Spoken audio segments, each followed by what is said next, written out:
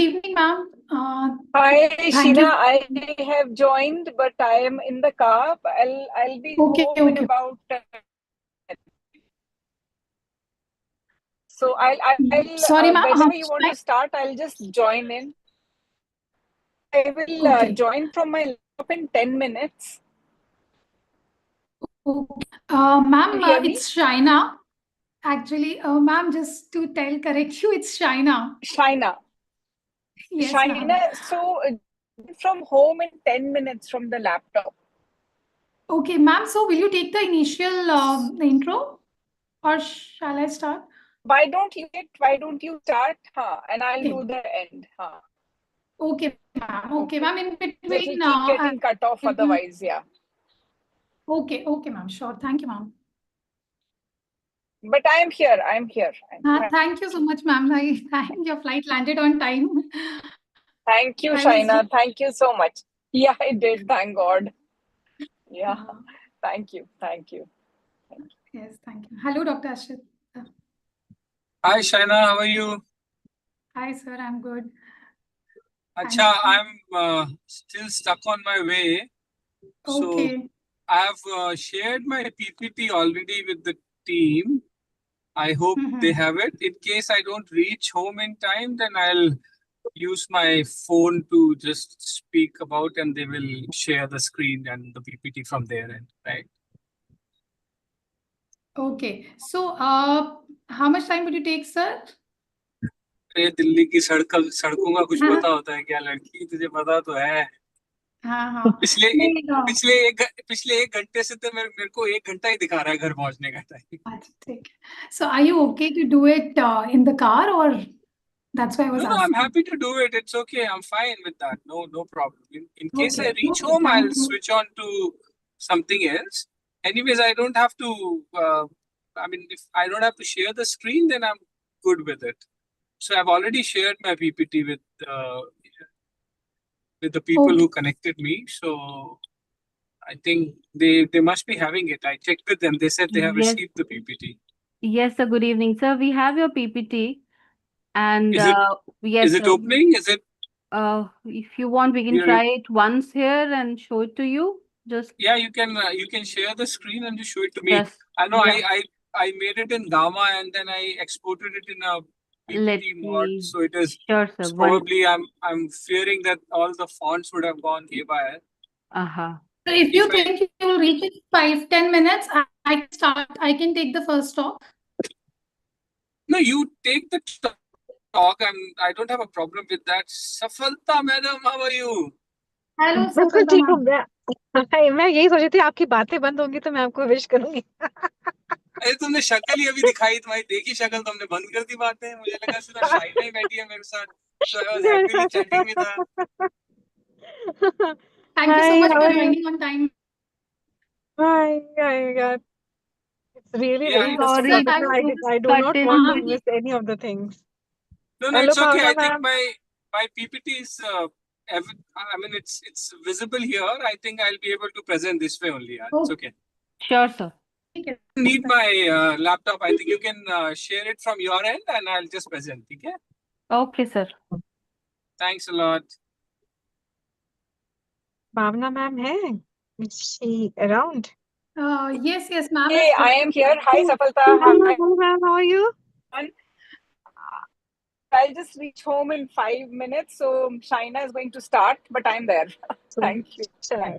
Hi, Dr. Bhavna. Asit, how are you? I missed you. I It didn't was, realize you're there. I know, lovely to see your name on here and see you as well. Yeah, thanks a lot. Thanks a lot. Thank you.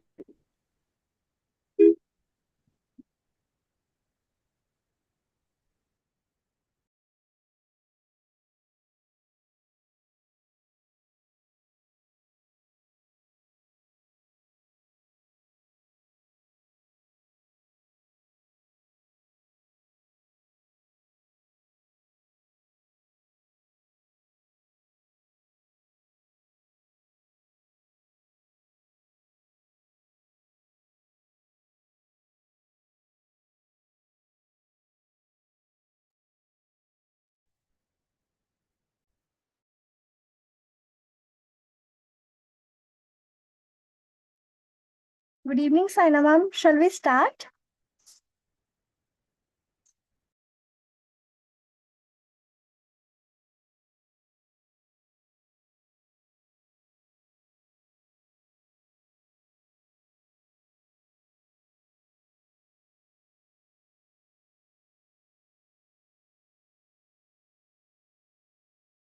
Sure.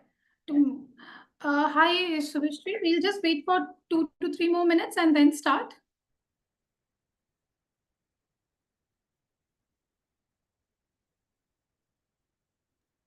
Okay, ma'am.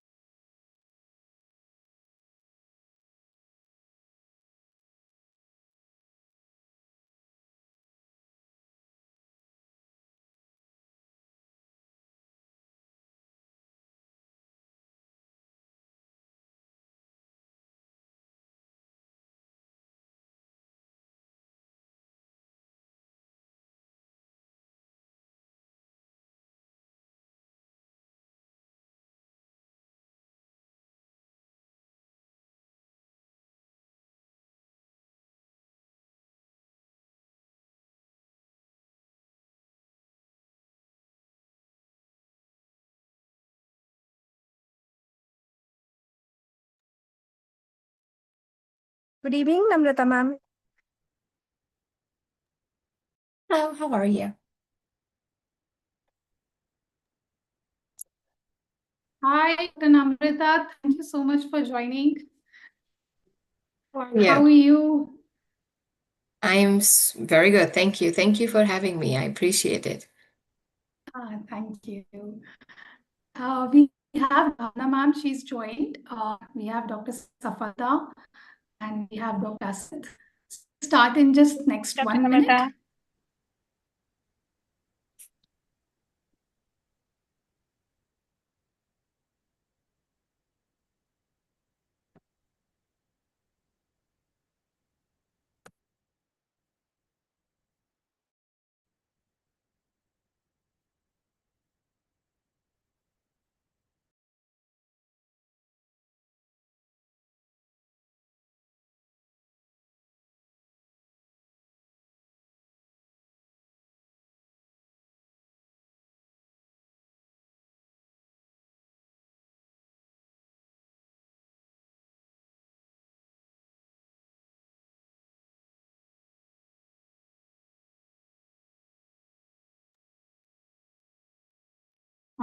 Shall we start?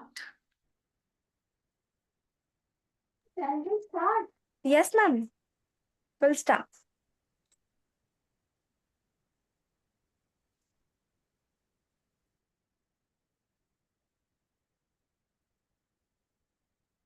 Okay.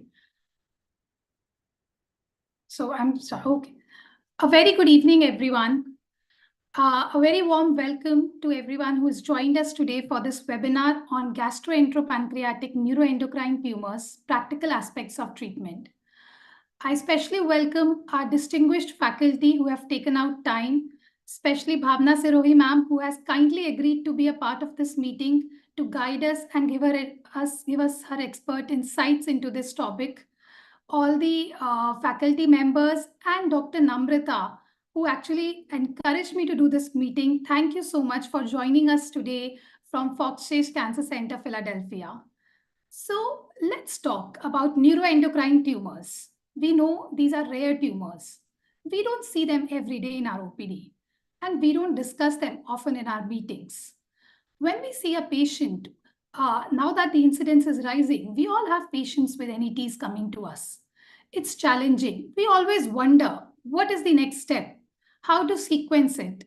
It's not just the tumor we have to take care of, it is also sometimes the endocrine symptoms that it is causing. So, this is the idea today, to understand the practical aspects of how to approach a patient and what we can gain and how we can use it in our day to day practice. So, for the next 1.5 hours, we are going to have a series of talk and a panel discussion. I hope all of you would benefit from today's discussion. So, with this, I would like to start. I would hand it over to Subhashri for inviting our first speaker.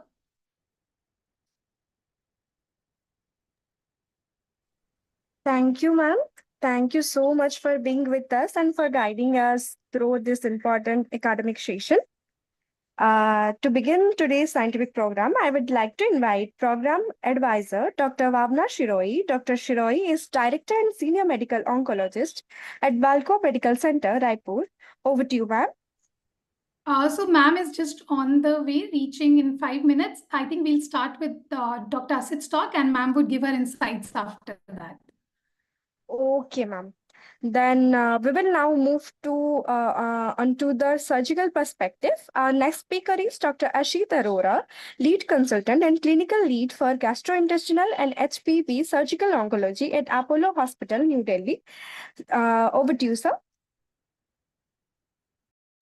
Yeah, hi. Good evening, everybody. Thank you, Shaina, for inviting me. Thank you, Namrata. Thank you, Safalta, and Dr. Bhavna for being part of this wonderful talk. I'm really sorry. My apologies. I'm in the middle of Delhi roads, crazy traffic. I'm supposed to reach home almost an hour back, but I'm still stuck. So I'll try and do it from my car, and apologies for if any interruption, if it may so happen. So my role, my talk is the role of surgery in GEP-NETs. And I would like to give a very brief overview because I've been given a time of 10 minutes to cover the entire GEP-NET spectrum. So next slide, please. Yeah. So why does surgery matters in GEP-NET? So these are most of the neuroendocrine tumors. The only potential curative modality for localized and well-differentiated GEP-NET is still surgery. Even in the most of the functional tumors, which Shaina was alluding to, surgery has the potential not only to control the symptoms, the hormonal profile, but also these are some of the tumors where you can achieve potential cures even in metastatic cases. In some of the cases where you can't achieve R0 resections and cure, even by resecting primary and doing debulking, we can still achieve a good, meaningful survival. And some of the data suggests that you can achieve survival in almost you can achieve a 5-year survival almost up to 73% compared to 37% when surgery was not offered to some of the mid-gut NETs. So I feel that surgery has a very important role to play in management of most of the GEP-NETs, barring some of the NECs which are metastatic and where mostly the systemic therapy plays the most important role. Next slide, please. So what are the general surgical principles for the management of gastroenteropancreatic neuroendocrine tumors? So obviously it depends upon the site of the primary tumor, whether it is foregut, whether it is pancreatic, whether it is the hindgut NET, what is the grade of the tumor, obviously the size, the lymphovascular involvement, nodal status, and whether this tumor is functional or a non-functional tumor. So these are all the things that we take into account when we offer surgery to our patients. As a rule of thumb, we know that any tumor which is localized and resectable has to be resected, irrespective of the grade of the tumor, and it is the standard of care. The regional lymphadenectomy is though not mandatory for low-grade tumors, but for grade 2, grade 3 tumors, a regional nodal dissection should be offered. If the tumors are in midgut, we know that they could be multifunctional, it could be located at more than one site. So we always suggest that doing a proper scan and bimanual palpation is another useful tool that we follow. And obviously an MDT discussion for any borderline metastatic disease and syndromic cases should be offered. Next slide, please. So if I have to give you a brief about how do we manage a gastric neuroendocrine tumor, we can basically club them into two subgroups. One is type 1 and type 2 gastric entities, which are hypergastrinemia associated. These are typically low-grade tumors, which have very good prognosis. And a local therapy is usually a norm in these cases, especially if the tumor is less than 2 centimeter size, where endotherapy usually achieves the intended cure for most of these patients. But if the tumor is more than 2 centimeter size, and if it is more than grade 2, then we need some kind of a surgical resection along with regional lymphadenectomy if need be. Whereas the type 3 gastric entities, which are not hypergastrinemia associated, they are usually more aggressive in nature, and this is where surgery is offered more liberally to these patients. And if you have a high Ki-67 index and high-grade tumor, which is more than Ki-67 more than 20%, these are the cases in which we generally offer a radical resection with lymphadenectomy, as we would do in any gastric adenocarcinomas. Next slide, please. So we would also, duodenal entity, this is something which we see very often nowadays. You know, patient comes with your with an endoscopy report, which they have undergone for some non-specific reason or from some totally unrelated reason, and you find that there is a small duodenal entity in D1 or D2, and then patient is rushed to an oncologist by the gastroenterologist saying that, okay, you have a malignancy, and then he needs an aggressive resection. But that is usually not the case. Most of the duodenal entities, especially if they are less than 1 centimeter in size, endoscopic resection with just negative margin is good enough. You don't have to embark on some extensive resections for these cases. A lesion which are even less than 20 mm and they're not in a periampullary region, they can also be easily managed with endoscopic resections. The only lesions which need some kind of aggressive therapy are those who are more than 2 centimeter size, which are grade 2 and above. And on imaging, if you see there are regional lymph nodes, so the tumor has already metastasized to the regional nodes. Now, these are the cases where you would require a formal resection with a regional lymphadenectomy. And if the tumor is arising from a periampullar region, then it may mandate a Whipple pancreatic ureterectomy. Otherwise, most of these lesions can be managed with minimal endoscopic approaches. Next slide, please. Then we come to small bowel entities. Now, again, the incidence of small bowel entities has been increasing as our imaging modalities are becoming more refined. The more cross-sectional imaging is being offered to patients nowadays, so we are detecting them more often than not. And what we see, especially in a small bowel entities, is that the potential of causing problems. These patients are more likely to have bowel obstruction, they're more likely to have bleeding, and because the desmoplasia that these tumors cause and the nodal spread these tumors cause, they are likely to give patients a lot of symptoms. So these are the cases where we offer resections much more liberally, and these are the patients who are resected more like aggressive malignancies, in which we take out all the lymph nodes and we try and take out all the desmoplastic tissues along with the small bowel, mesentery. The idea is, even if these tumors are metastatic, by doing resections for the midgut entities, you offer a significant amount of symptom relief and overall survival as compared to patients who have not undergone surgery. One of the important points that need to be understood in these cases is because of the ability of these tumors to cause intense desmoplasia and a fibrotic reaction, we have to be really careful when we resect the mesentery along the superior mesenteric vessels, because it has potential to cause a lot of vascular damage, and which can lead to sacrifical of a huge amount of small bowel. So we have to be really judicious when we are handling these tumors. Next slide, please. Now, pancreatic NET. Now, these are very interesting tumors to deal with. Now, non-functional small pancreatic NETs, which are less than 1 centimeter size and away from MPD. Now, these are the tumors which we are happy to offer surveillance. For most of these cases, especially if the tumor is located around the head of the pancreas, then the data says that active surveillance is good enough.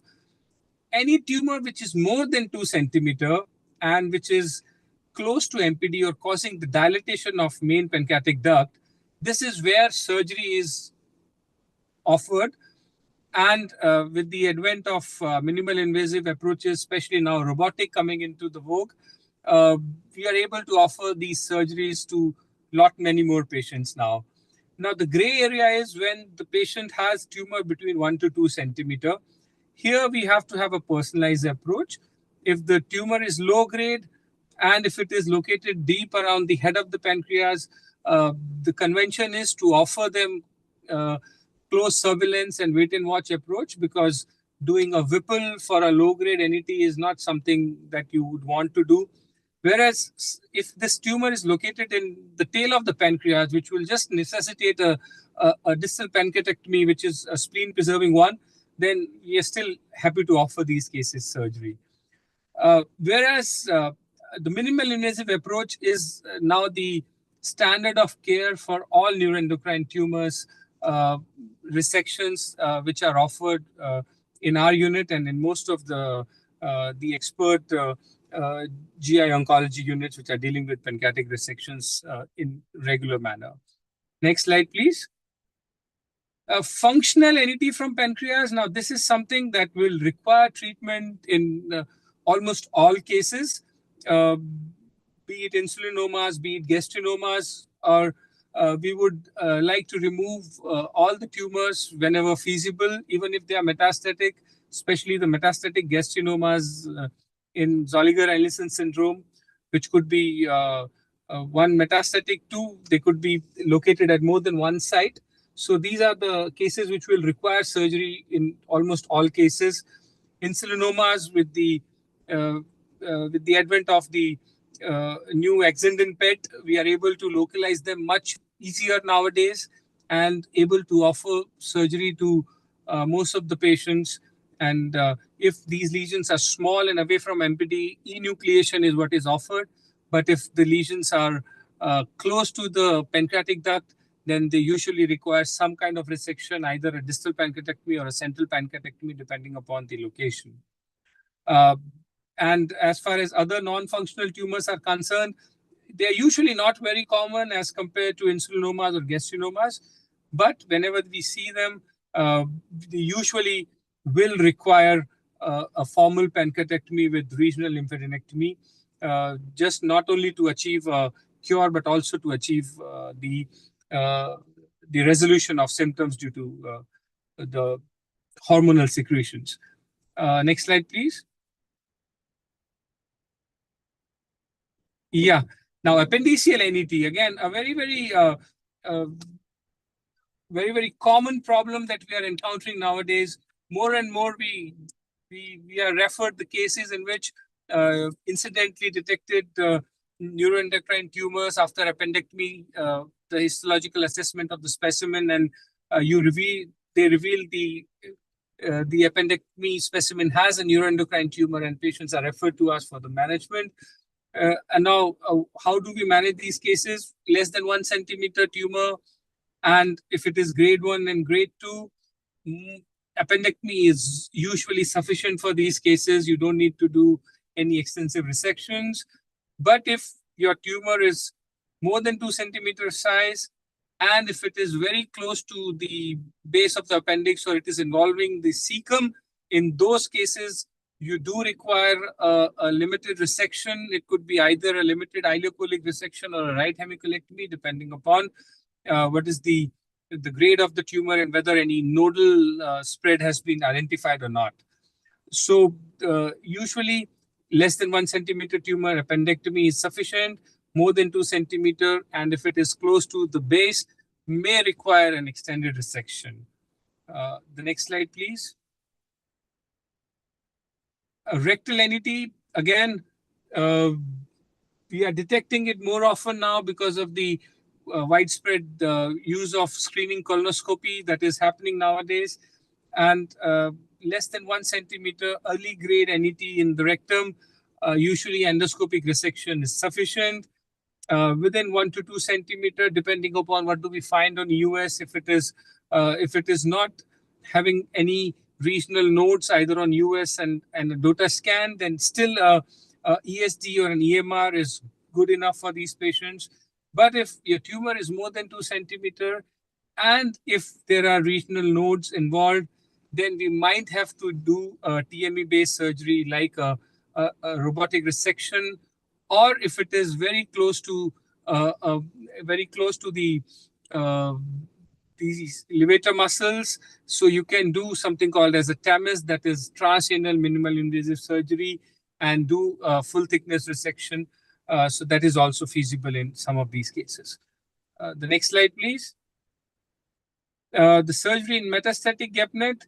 Now, if it is a resectable liver-only dominant disease, and if you think an R0 resection is feasible, that is the aim of the treatment, then a metastatectomy by doing cherry picking is what is the standard of care now.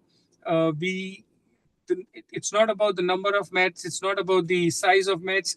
If you are able to achieve an R0 resection and also able to leave a sufficient vascularized liver parenchyma behind, then a liver metastatectomy with the resection of primary is what is preferred. In case of unresectable liver dominant disease, and especially if the tumor is, it's not a NEC, if it is a grade 2, grade 3 lesion, you can still do an cytoreductive surgery with a combination of various liver-directed therapies like radiofrequency or microwave ablation, and the combination of TARE and TACE. Primary tumors, especially if it is a midgut primary and having a metastatic disease, resecting a primary, even if you are not able to address the secondary well, have shown to give survival advantage compared to when your primary is not able to address the primary. So these are some basic rules that we surgeons follow when we are managing neuroendocrine tumor. And for all other cases, we obviously take help of our medical and radiation colleagues to bail us out in most of the times. So this is mostly from my end as a surgeon's perspective of how do we deal with a neuroendocrine tumor. Thank you all.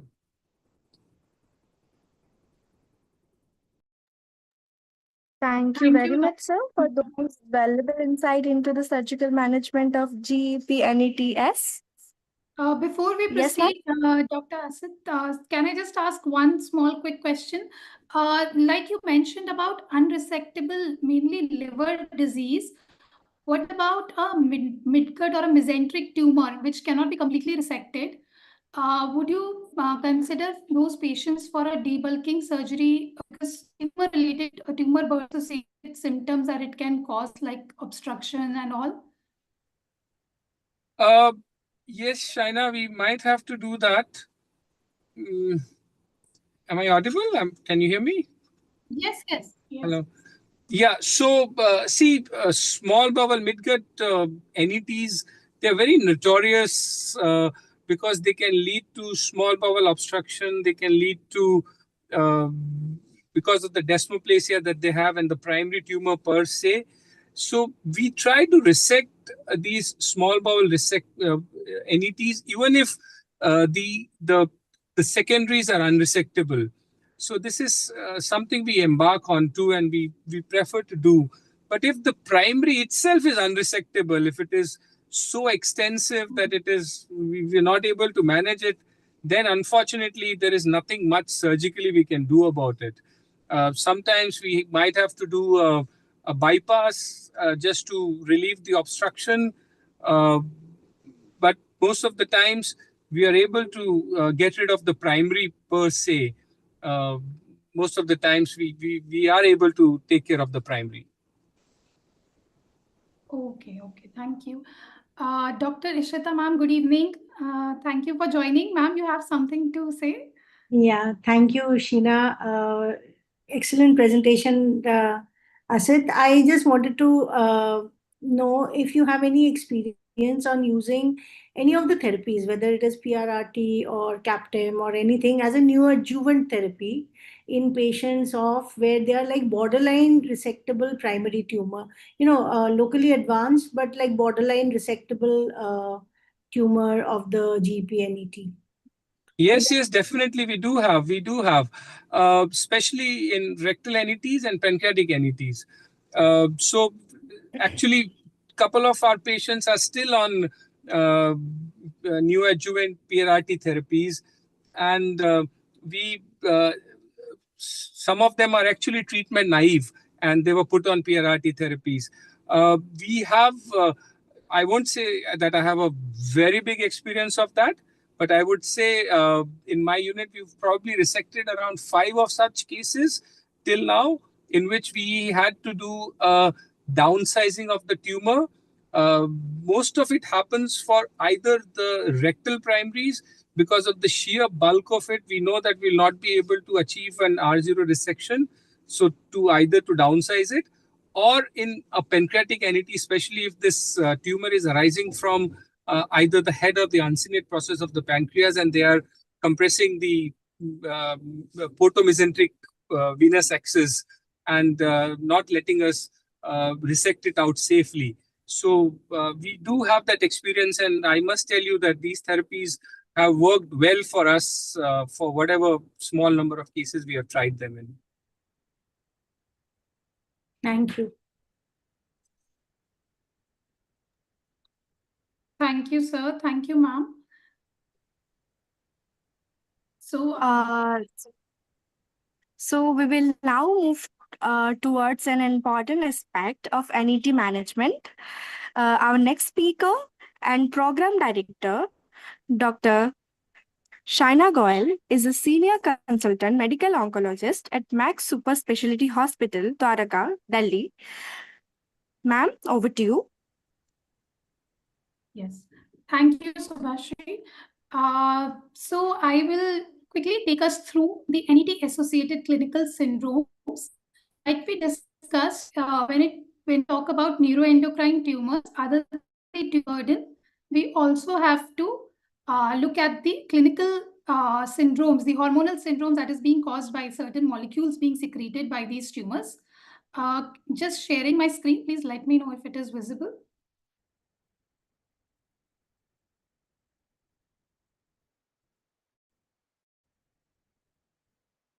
Is it visible? Not yet, ma'am. We can see your Zoom screen now. What about, is it visible now? Yes. Yes, ma'am. Okay, thank you. So when we talk about gastroenteropancreatic neuroendocrine neoplasms, there are a heterogeneous group of neoplasm arising from the neuroendocrine cells which are dispersed throughout the digestive system. The incidence has been rising. It's almost 4 times over the last 2 decades. The ability to produce bioactive peptides and hormones causes recognizable clinical syndromes. Most of the patients that we see are non-functional tumors. However, 20% of patients can have functional tumor. and needs to be identified early, because sometimes it's not the tumor extent, but the hormone hypersecretion causes excess morbidity, impairs the quality of life of patients, and it has also been shown to have a worse prognosis.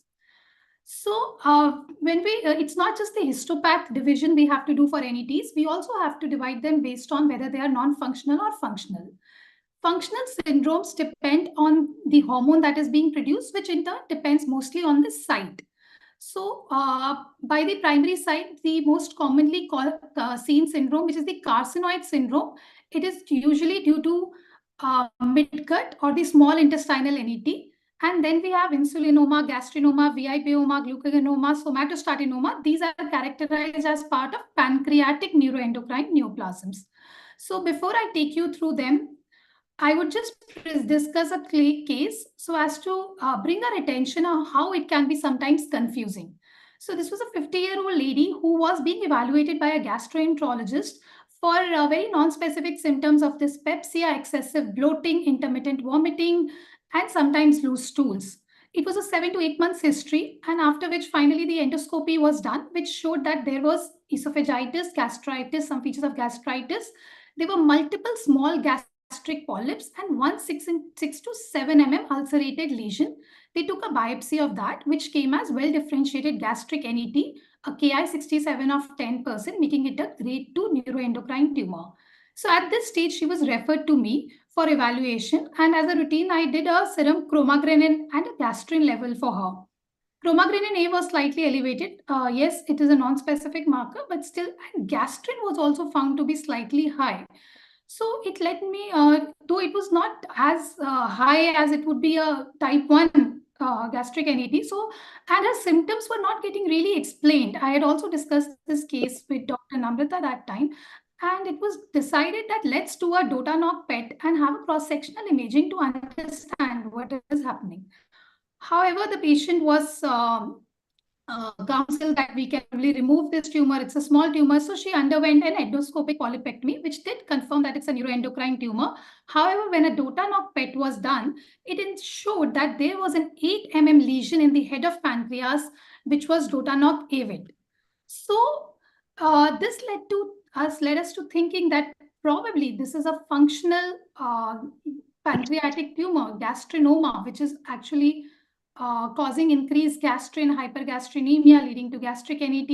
So this patient actually was symptomatically better with PPIs and did not get further evaluated. She has decided to just be on follow-up. I think we can discuss it in further details on what can be done in our panel discussion. So I take you through now each of these syndromes. What we discussed for this patient, a gastrinoma.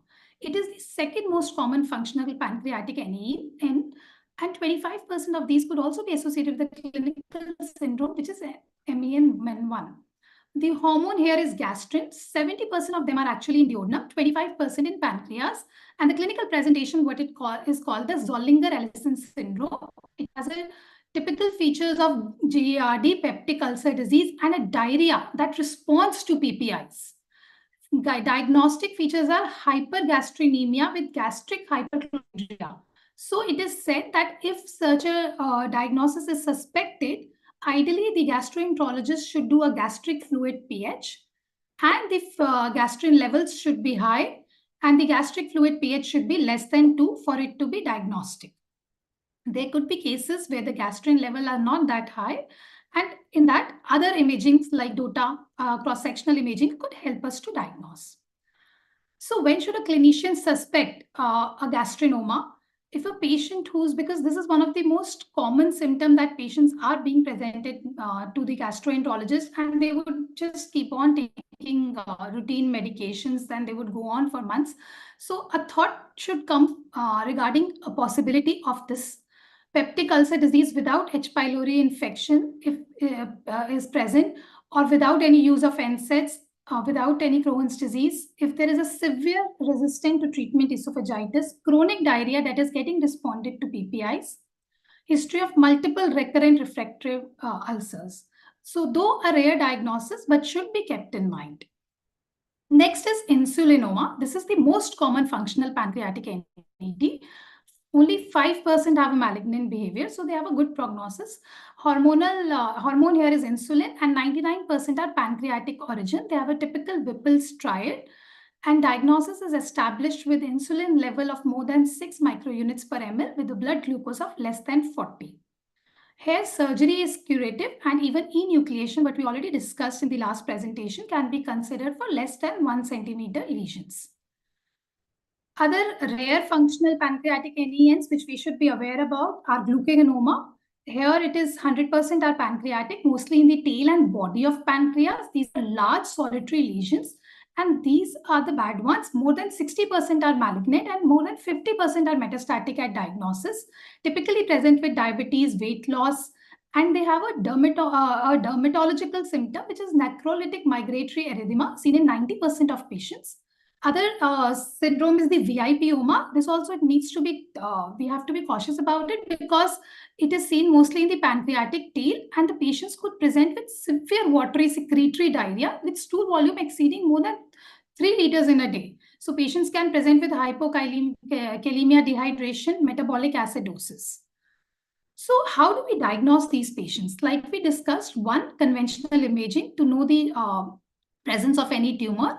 Endoscopic ultrasounds are particularly useful to see pancreatic neuroendocrine tumors, and role of functional imaging, the gallium dotatok PET scan. So in management, it's a double challenge. We have to control the tumor growth and the hormonal hypersecretion. So surgery remains the cornerstone for limited non-metastatic disease. However, the important aspect I want to bring here is that before planning surgeries in patients who have these syndromes, we have to prevent a hormonal crisis. So this has to be taken care of, especially gastrinomas. High-dose PPIs before and after the procedure is mandatory.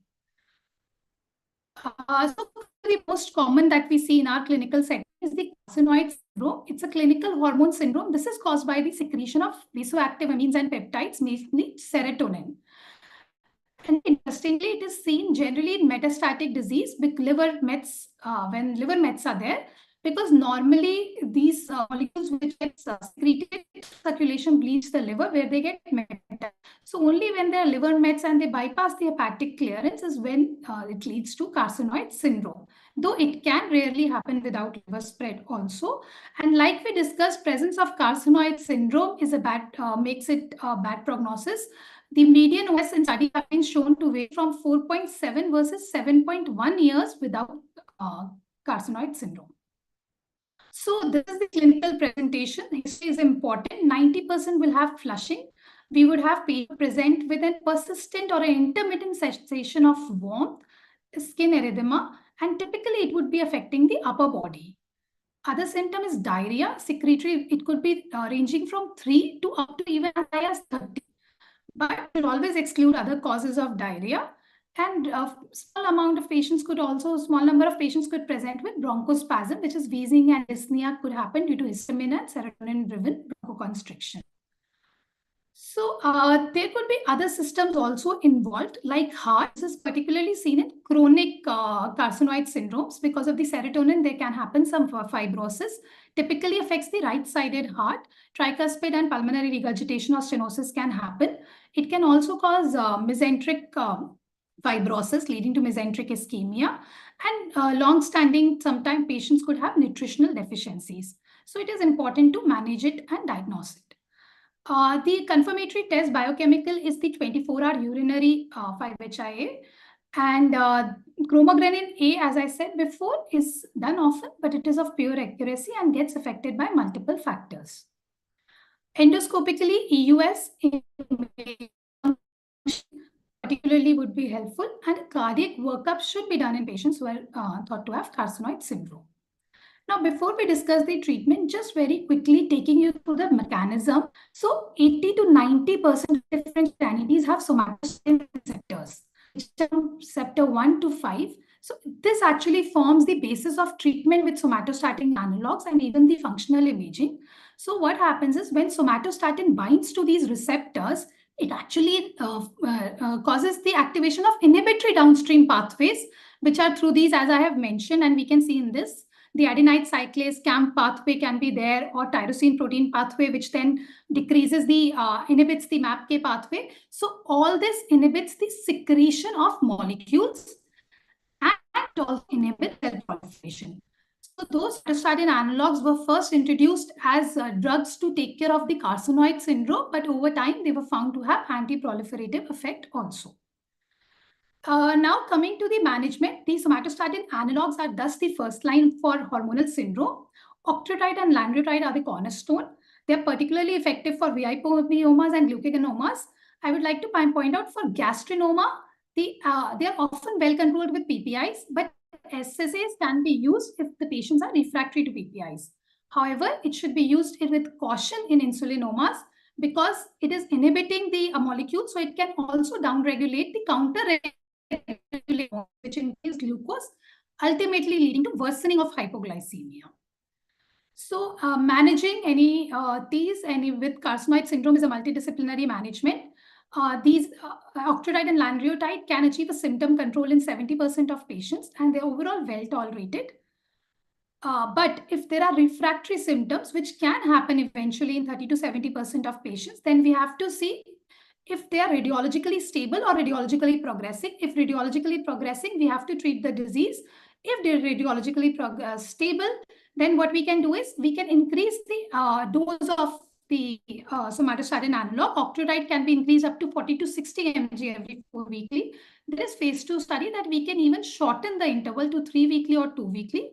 Or if there is an acute phase, we can add a short-acting somatostatin analog at a dose of 100 to 500 microgram every 6 to 8 hourly for 2 weeks as a rescue therapy. And there are other drugs which we don't have available in India. Carcinoid crisis should be prevented. We have to anticipate it. So this is particularly triggered during surgery, biopsy. So prophylactically, we prevent it. We have to use preoperative octreotide. This is ESMO guidelines, and it also says a multidisciplinary management. Just one side on inherited syndromes, like we spoke, gastroenteropancreatic anemia, especially gastrinomas, 25% could be associated with MEN1 syndrome.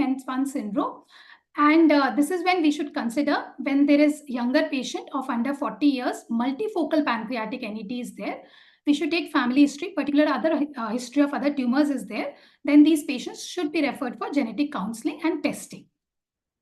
So with this, I would conclude my take-home message is 20% of these gastroenteropancreatic NETs can be functional.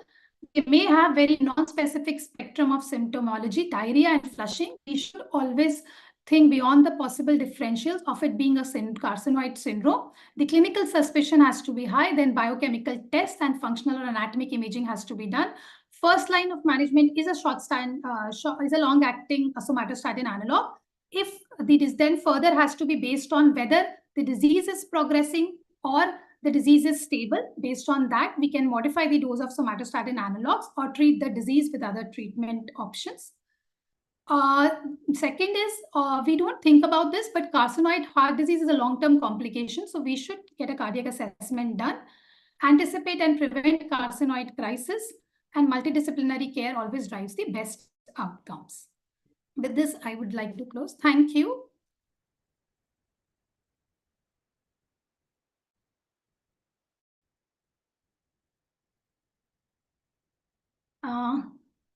So before we just go ahead. Thank you for excellent discussion.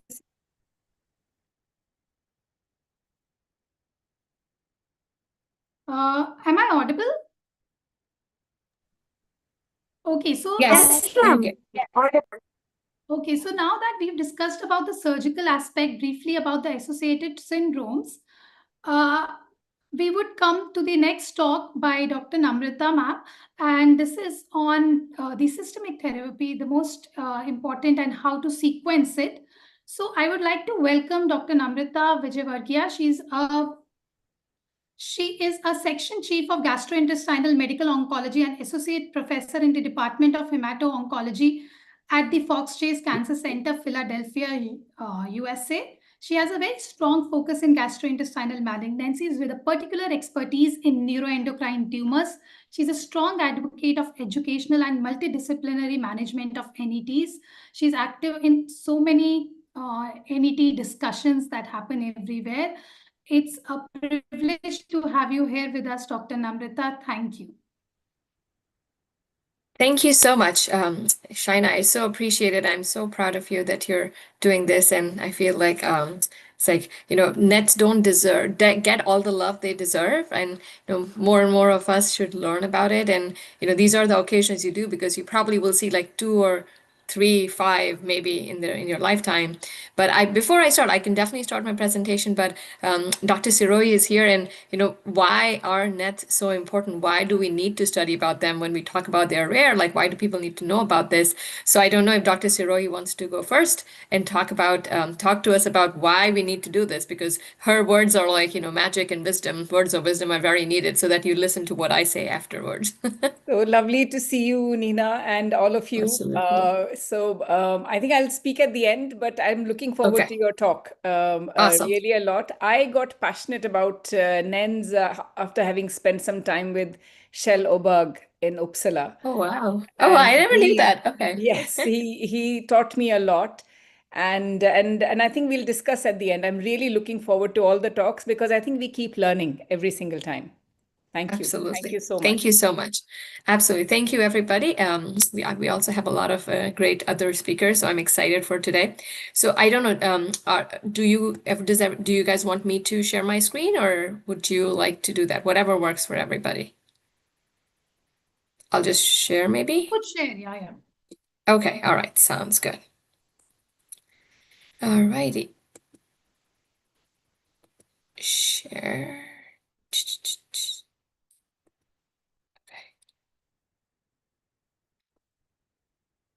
Can everybody see my screen? Yes. Okay, and it's in the mode, like you guys can see a full screen mode. Yes. Okay, perfect. Thank you. Right, so it's like, I know Shaina gave an introduction, but basically I did my medical school in Ajmer, Rajasthan, and then I came to US for higher studies, did my residency, fellowship, everything at Fox Chase, and I've been on faculty at Fox Chase for the past 11 years. How I got interested in neuroendocrine tumors, I have a very funny story. My mentor, Paul Angstrom, he was like 80 years old when he was still practicing, and then he brought me into his clinic, and the first patient we saw, he basically pressed on the patient's liver, and the patient's whole face turned red, because his liver was full of tumors from neuroendocrine mets, and as soon as we pressed it, it released the hormones, and suddenly this caused him severe flushing, literally just manipulating the liver. And that was just like an aha moment for me. I'm like, oh my God, like these tumors, up until now I was just treating like pancreas cancer and colon cancer, where it's just you get tumor associated symptoms everywhere. But this cancer had like a different, it was an art apart from just a science, that we're managing so many different things. So that's how I got interested in neuroendocrine tumors. And since then, I was just basically handed it over. I was like, you want to do it? I'm retiring. Do you want to take over my practice? And here I am, and now 11 years doing it. So we'll talk a little bit about what medical therapies are out there. I'm a medical oncologist, so that's what I can talk about. So we're gonna, before we start, I always think this is probably the most important slide that I talk about, to take away the confusion of what NETs are, what NENs are, and what everything is. When this word was diagnosed, like first coined 1902, Obendorfer was a German pathologist who found these cells, and he called them carcinoid. And carcinoid meant cancer-like. It wasn't cancer, but it was just cancer-like, because these cancers were very slow growing. But since then, we've learned a lot, and we have found that there's not the best way to explain these. These are not cancer-like, these are cancers, first of all. So the word carcinoid is sort of falling out of favor. And how do we define gastroenteropancreatic neuroendocrine neoplasms currently? So the whole group of tumors is neuroendocrine neoplasms, everything is called NENs. In the neuroendocrine neoplasm, you have 2 categories: the poorly differentiated high-grade carcinomas. So there's neuroendocrine carcinoma, and there is a neuroendocrine tumor. The neuroendocrine tumors are basically the well-differentiated ones, and they are graded as grade 1, 2, and 3 based on the Ki-67 score, which is less than 3, 3 to 20, and then grade 3, which is more than 20. So we would have basically two big buckets. You have neuroendocrine tumors and neuroendocrine carcinomas. They both fall in the under the umbrella of neuroendocrine neoplasms. And the well-differentiated neuroendocrine neoplasms are NET grade 1, 2, and 3 based on the Ki67. Neuroendocrine carcinomas, by definition, are grade 3. They're, by definition, have very high mitotic rate and Ki67. They can be small cell, large cell type, and there's also mixed. So please remember this and use this more often than using the words, NETs, neuroendocrine tumors, using just loosely different kinds of words that we use. This is a better way to define them and make sure we standardize it across. It's our job to standardize it across the board. So the therapeutic challenge for neuroendocrine tumors is basically its heterogeneity. The problem is that you biopsy one sample, and that sample comes back as a grade 1, grade 2, grade 3, whatever, it's a well or a poorly, whatever it comes back at. But the problem is there happens a spatial heterogeneity and a temporal heterogeneity. A spatial heterogeneity meaning that even the same patient at the same time, if you biopsy 4 or 5 different sites, you would see different Ki67 score grade in different areas. And temporal heterogeneity is in the same patient, you do one biopsy now, and then you do one biopsy 5 years later, you might see change of grade or migration that can happen. And that is very important. That's why, you cannot just one-time biopsy cannot just define the whole disease course here. You have to follow them very closely because you are burned every once in a while. This used to be a treatment algorithm back in 2010, not too long ago, right? You do surgery. If you don't have surgery, you do somatostatin analogs. You had some chemotherapy. Everybody got chemo, irrespective of where it started.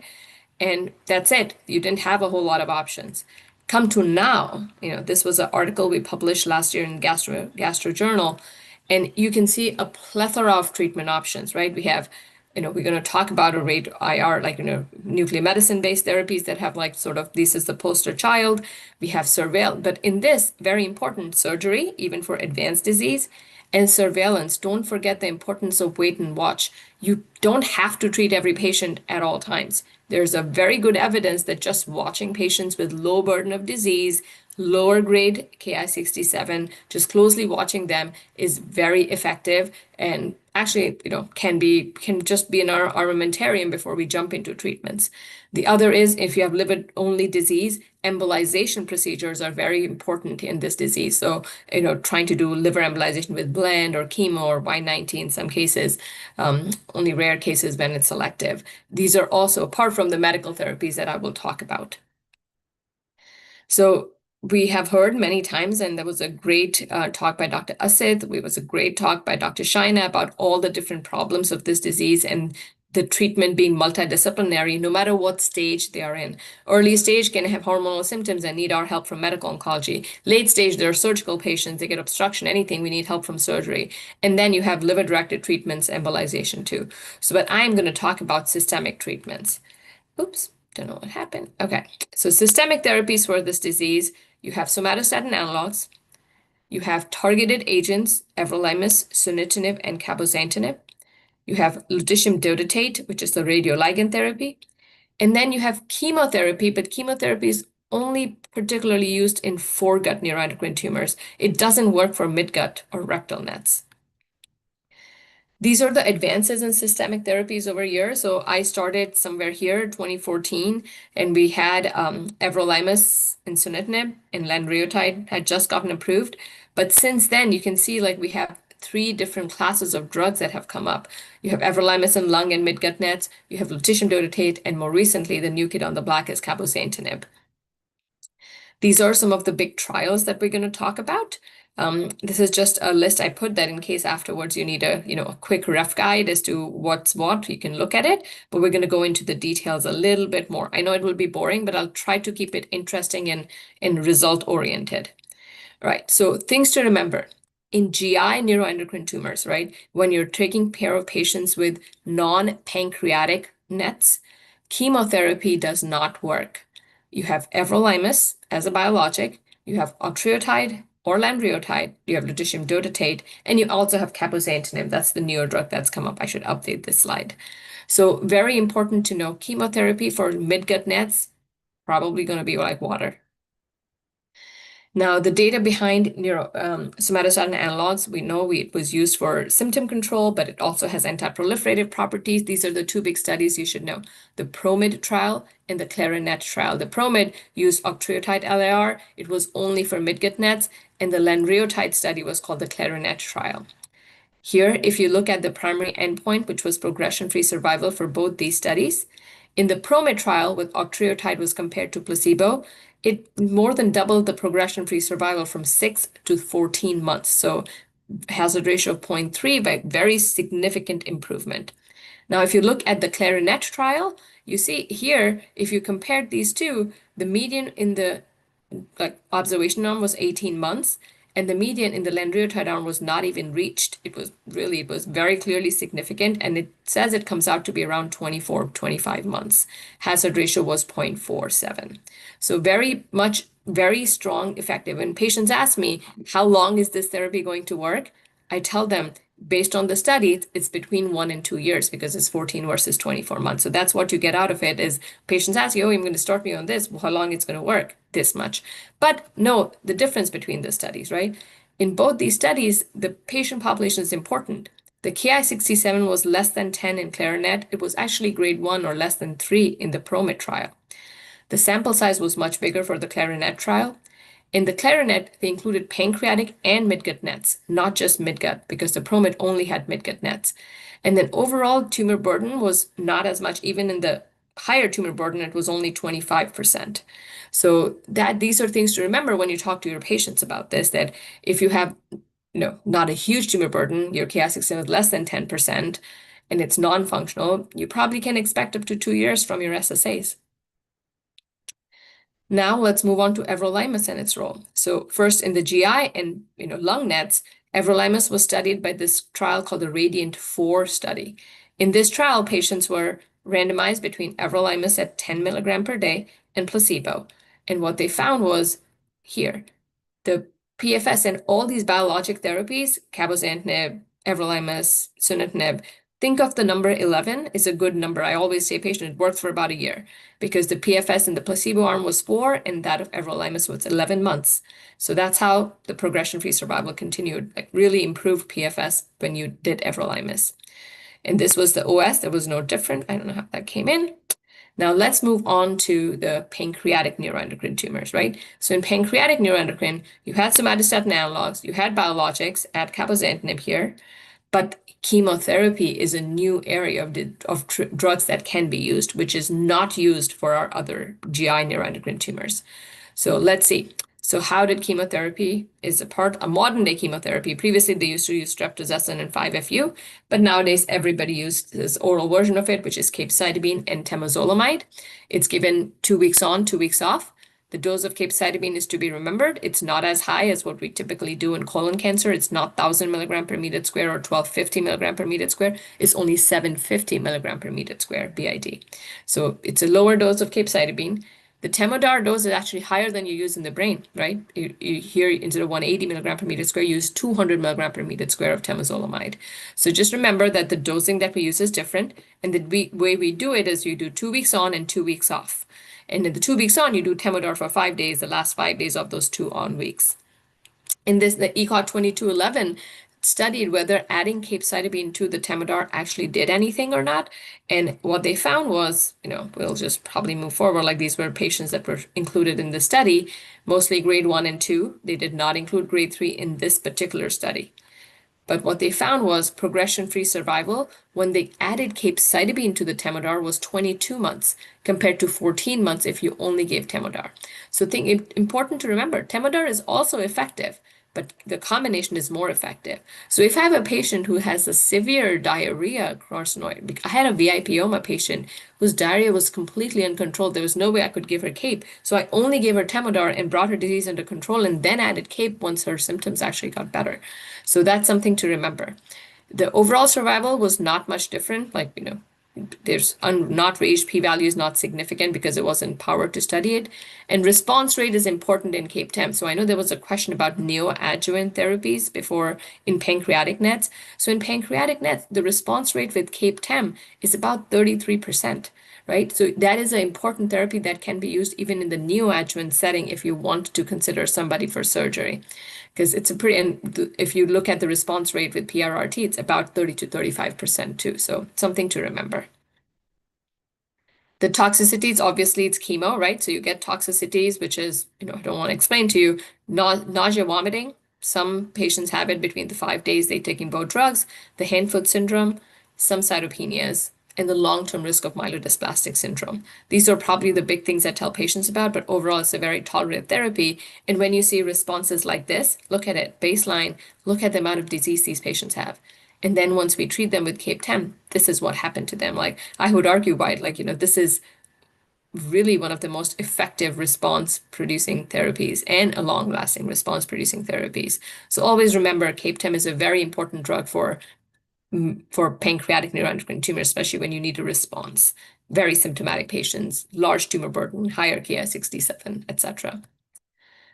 Everolimus is also used in this setting. The study was the RADIANT-3 trial. This was, again, placebo versus everolimus at 10 milligram in pancreatic NET patients. Again, if you're saying NET, they are well-differentiated grade 1, 2 here. And what they found was, again, 11 versus 4 months. Remember that magic number I told you? Progression-free survival, 11 months with everolimus, 4 months with placebo. The overall survival was, again, not different, but this is mostly because, when patients live too long, whatever therapies come in, 85% of patients get onto that therapy down the road. So the OS doesn't change. So what it does tell you is that there's a lot of importance of these therapies. Most patients get all these therapies during their course of disease. So you just have to, the art lies in which one to use first and later. There is no data about how to best sequence them. The other agent for pancreatic NETs that is not available for midgut NETs is sunitinib. And sunitinib was studied in a phase 3 studies, and the dose they used was 37.5 milligram. And in this study, again, you saw the 11 versus 5 months here. So again, 11 months in the sunitinib arm with biologic and 5 months with the placebo. So again, I tell my patients these therapies are going to work for about a year. And all of these everolimus, sunitinib, response rates were less than 5%. So I tell patients mostly stable disease, not shrinkages. Shrinkages are seen with PRRT, which we'll talk about later, and CAPE-10 in pancreatic NETs. Cabinet trial is the latest kid on the block. This was in previously treated extrapancreatic and pancreatic NETs. It's a phase 3 study. Here, this was the benefit of cabozantinib. It was tested in all sorts of neuroendocrine tumors, in all grades of neuroendocrine tumors, in all sites of disease. So they had 2 cohorts, a pancreatic NET cohort and an extra pancreatic NET cohort. Patients were randomized to cabo 60 milligrams versus placebo. So very high dose of cabo that was used. And what they found that this was the patient population. Again, GI, lung, thymus, pancreas, everything was included. They had grade 1, 2, and about a small percent, about 10% were also grade 3 patients that were included. So very good representation. And a lot of them had probably 2 to 3 prior lines of therapy. So pre-treated patient population. Response rates were not as good. In the extrapancreatic cohort was 5. But if you look at the PFS, you can clearly see here it was 8.5 versus 4 months. So the cabo, when it was used in the second, third line, so not as a new therapy, most of these patients had prior therapy. These patients, when they were treated, still you got 8.5 months compared to 4 months if you didn't do anything.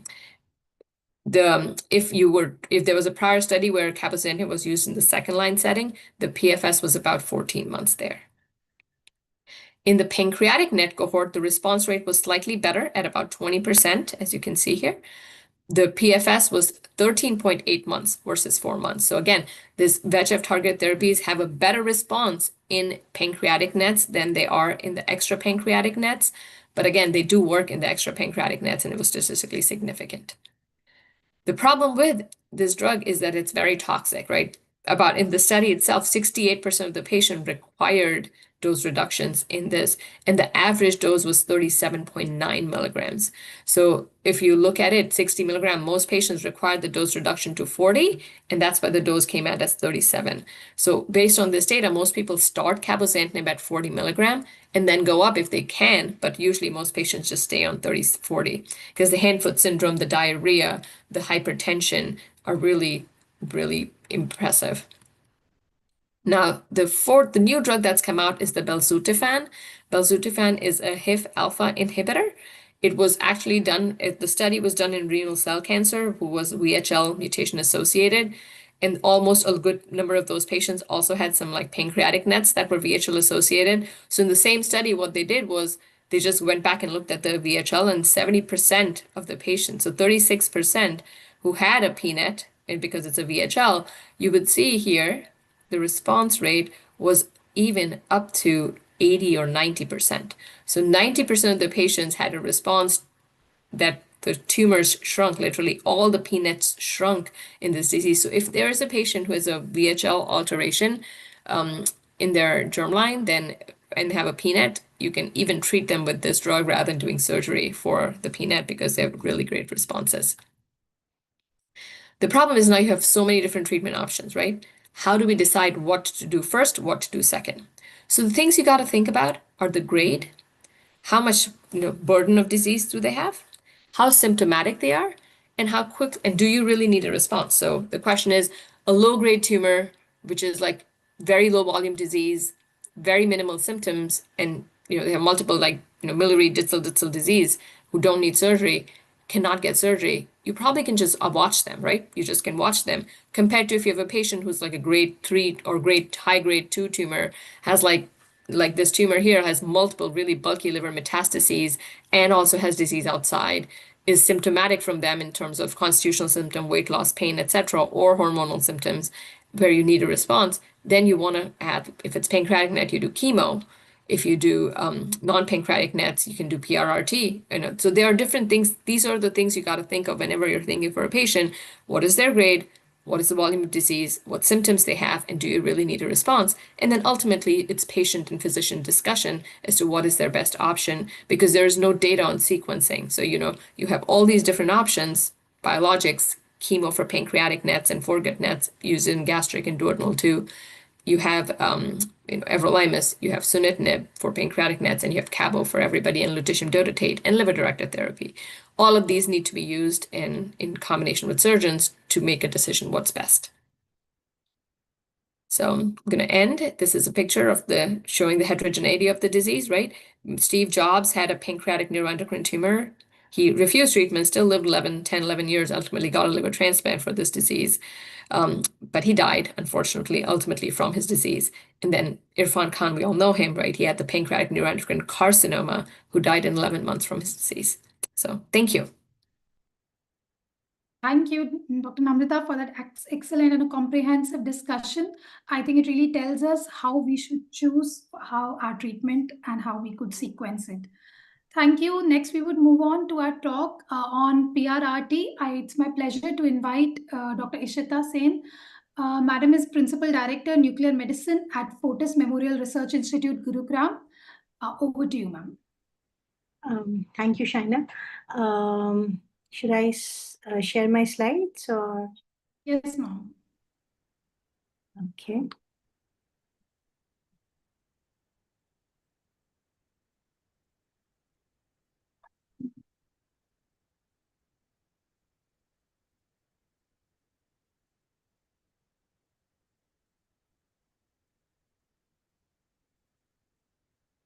Can you see my slides? Yes, they are visible. Yeah. Okay.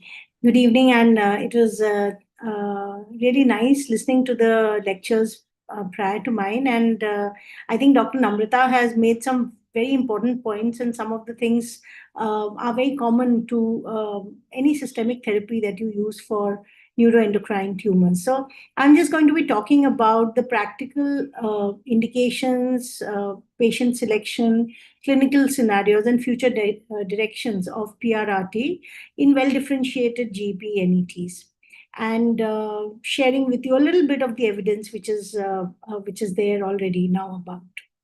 So why PRRT matters? Because this is a therapy which the value depends on biology, timing, and sequencing.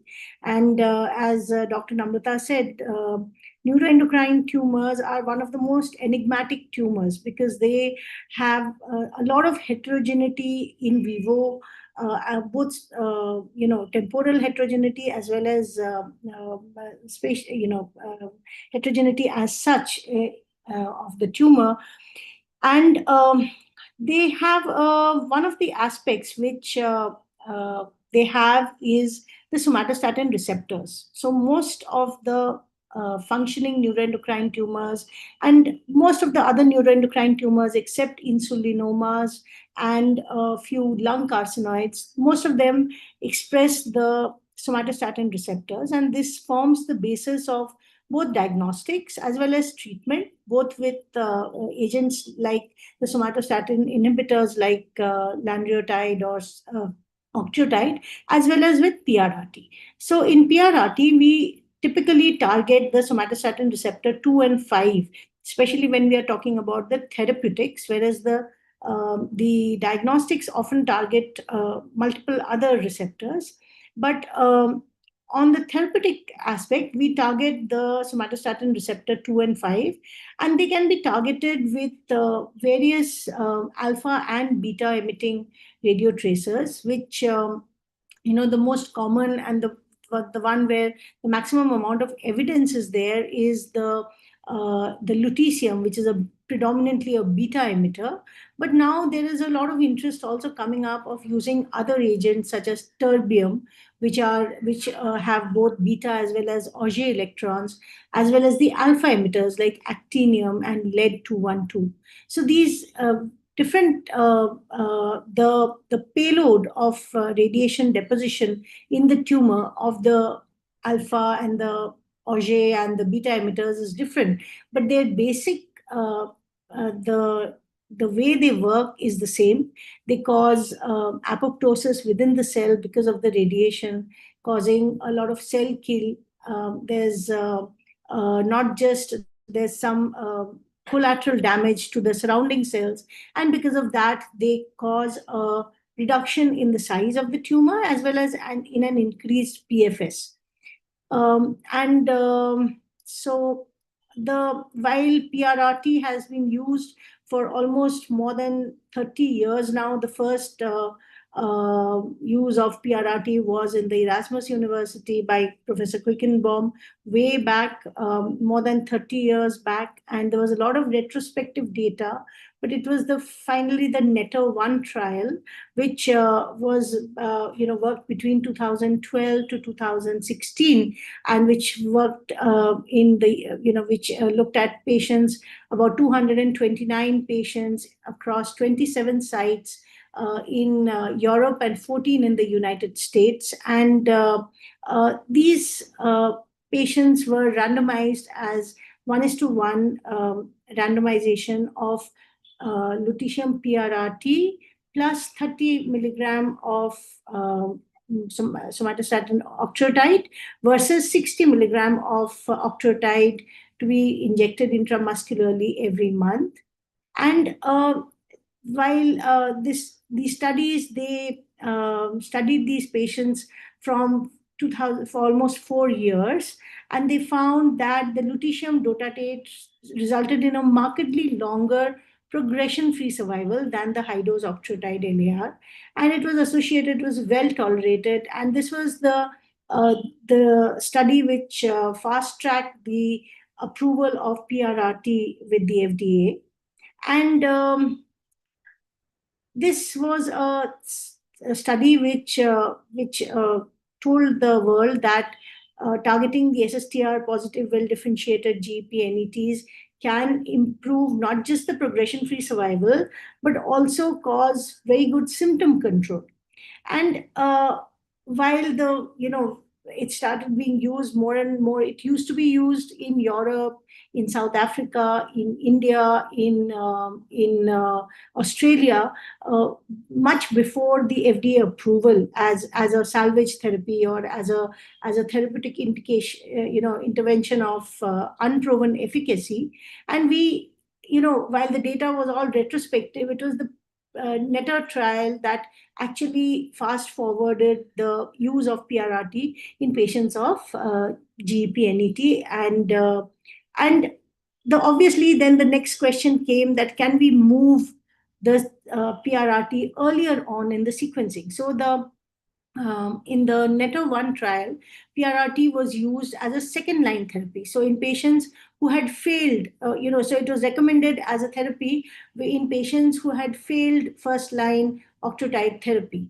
So then came, so these were the core indications. So any patient who had a well-differentiated GEP-NET with a Ki-67 of less than, at that time, 20%, now it has become 30%, with SSTR positive disease, and with evidence of progressive disease on octreotide preparations, and advanced unresectable and metastatic disease with a slow progression with low-grade disease.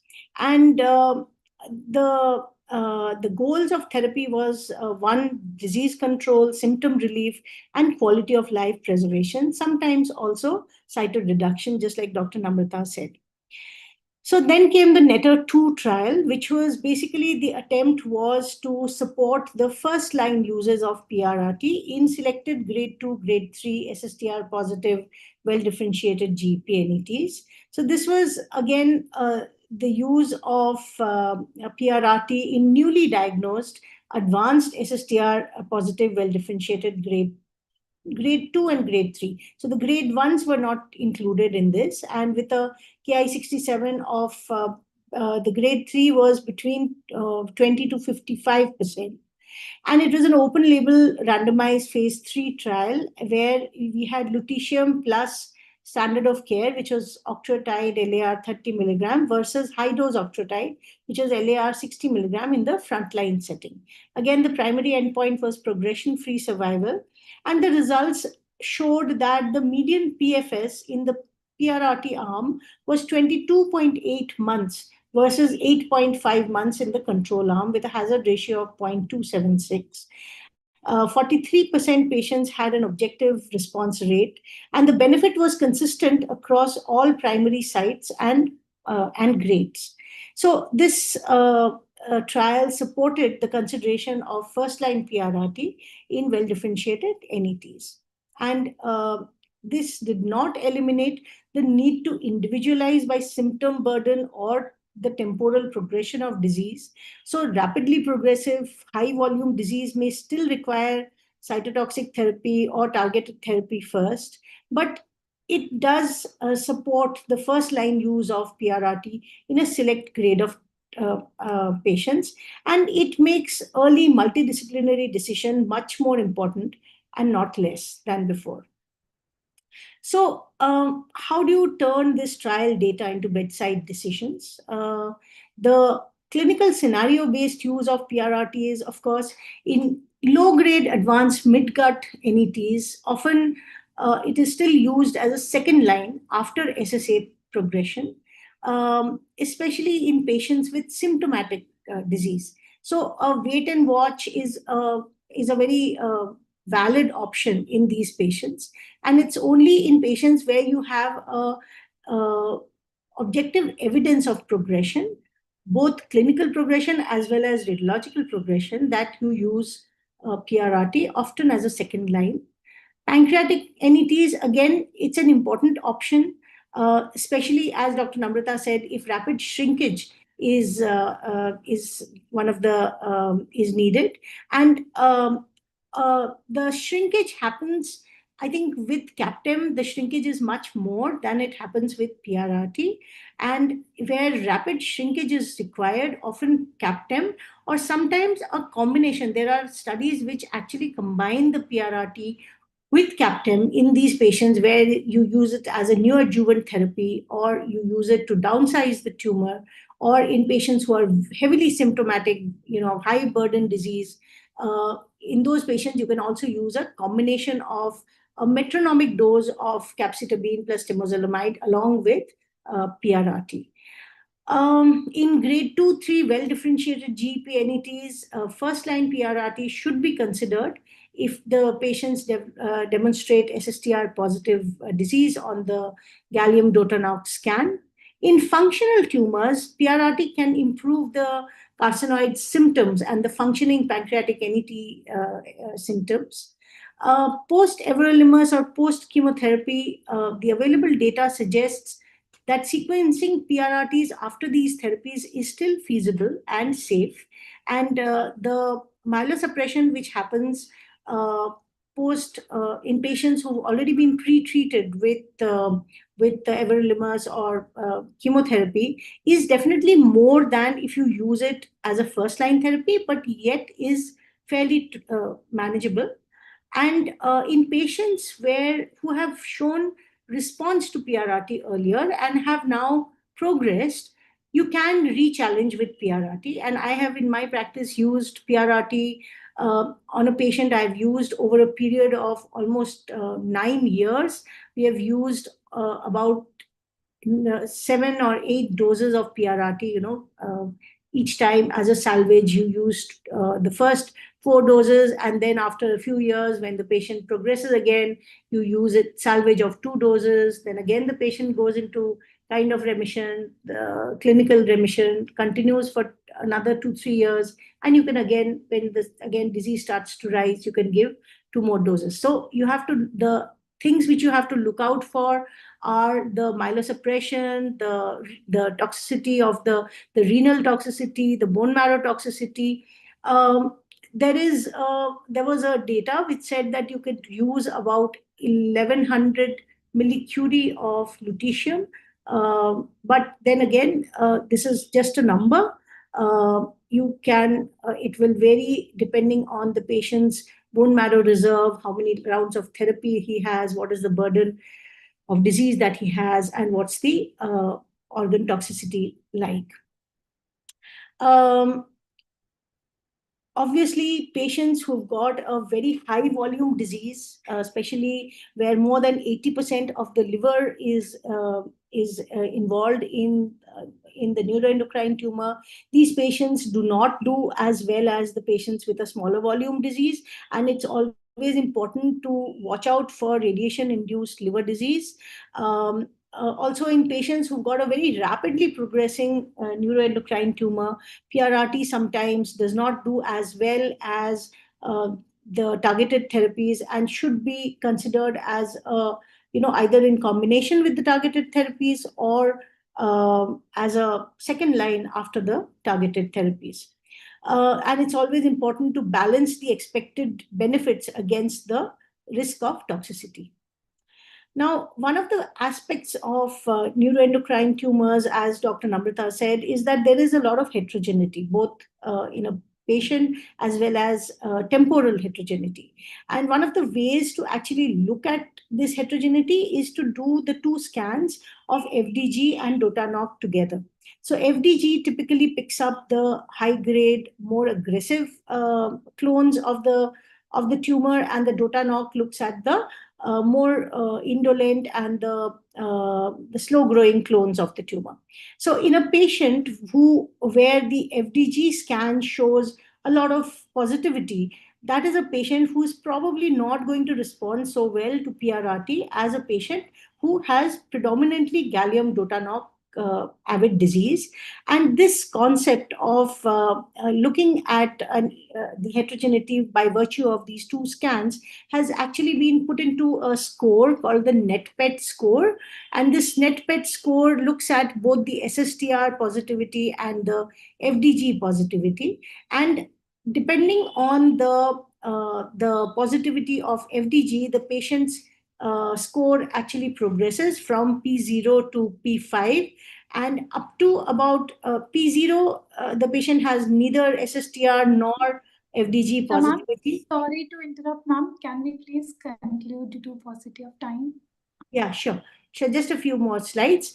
And so this NetPET, what it calls to action is that patients who've got a strong SSTR expression are the ones who should be treated with PRRT, while those with high FDG avidity should be treated with chemotherapy. And there are recommendations based on the NetPET score. So patients who are typically P4 or P5, they are the ones where PRRT is not a recommended technique. Now, another very important aspect of PRRT, and this would be my last bit, is the response evaluation after PRRT. And it's not easy, and we still don't have clear-cut recommendations about response evaluation. Now, most of the trials have used RECIST criteria, because it, that's the most reproducible kind of a technique. But what RECIST criteria does not give you is that the fact that PRRT often produces stable disease rather than actual shrinkage. Thus, necrosis is a very important aspect of the response to PRRT. And often these patients have bone disease, which are not very well seen or very well defined on the RECIST criteria. So they are non-target lesions. And so this is one of the examples where you see that this is a patient. The top line shows the baseline study. The bottom line says is the patient post 4 cycles of PRRT. Now, if you only look at the anatomical details, you will find that these tumors have actually increased in size.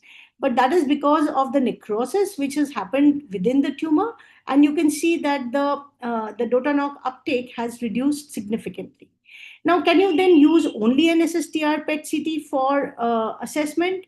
So while the SSTR PET-CT looks at the tumor biology, but the critical blind spots is that it misses the phenotypic progression. So a tumor which is becoming more aggressive will sometimes show a reduction in SSTR uptake, and you may actually miss the phenotypic progression by just looking at the reduced SSTR uptake. And also, because of the partial volume effect, sometimes when the tumor becomes smaller, the SSTR expression actually apparently looks brighter. So this is one such patient, and where you can see on the baseline and the post PRRT, you can see this is the post PRRT and this is the baseline. And apparently it looks as if the tumors have become brighter. So this patient was asymptomatic, the chromogranin was stable. It's not probably prudent to just look at one scan and to pronounce that this patient is progressing.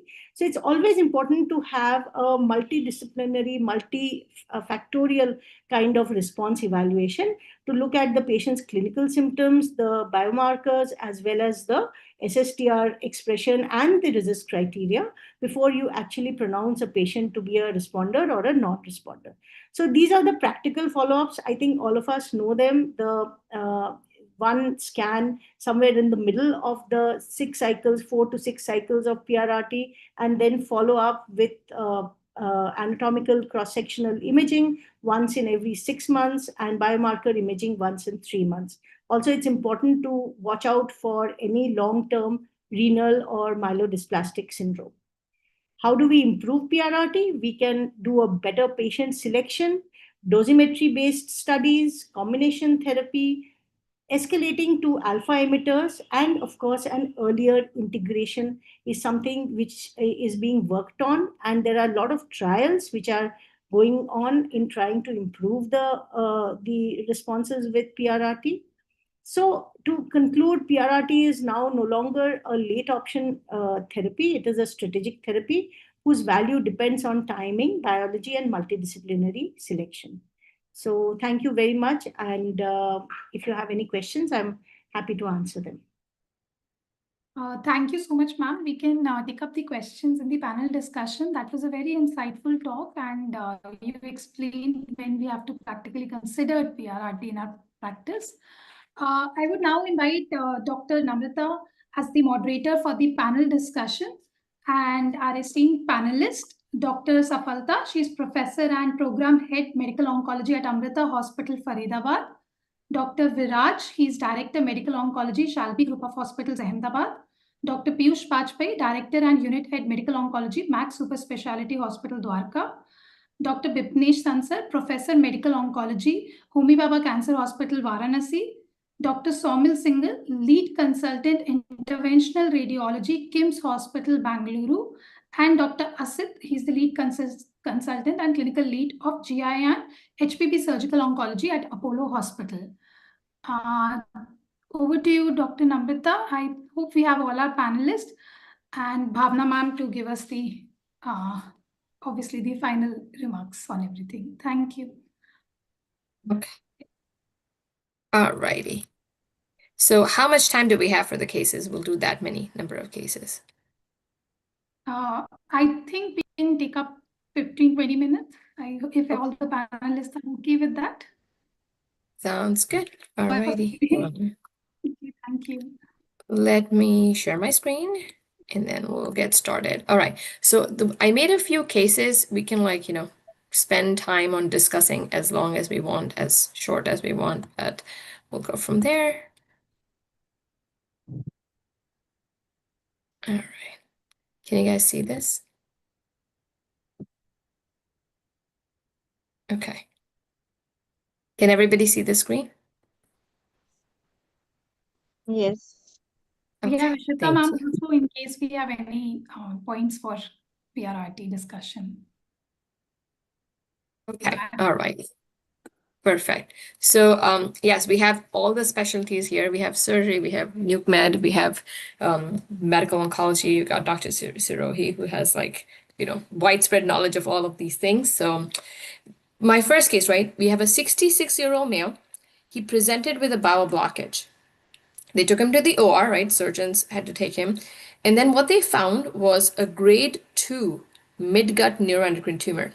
The Ki-67 was actually 12 to 18%. It says 12 here, but there was one area that was 12, and then there was in the liver they found like miliary disease in the liver was about 18%.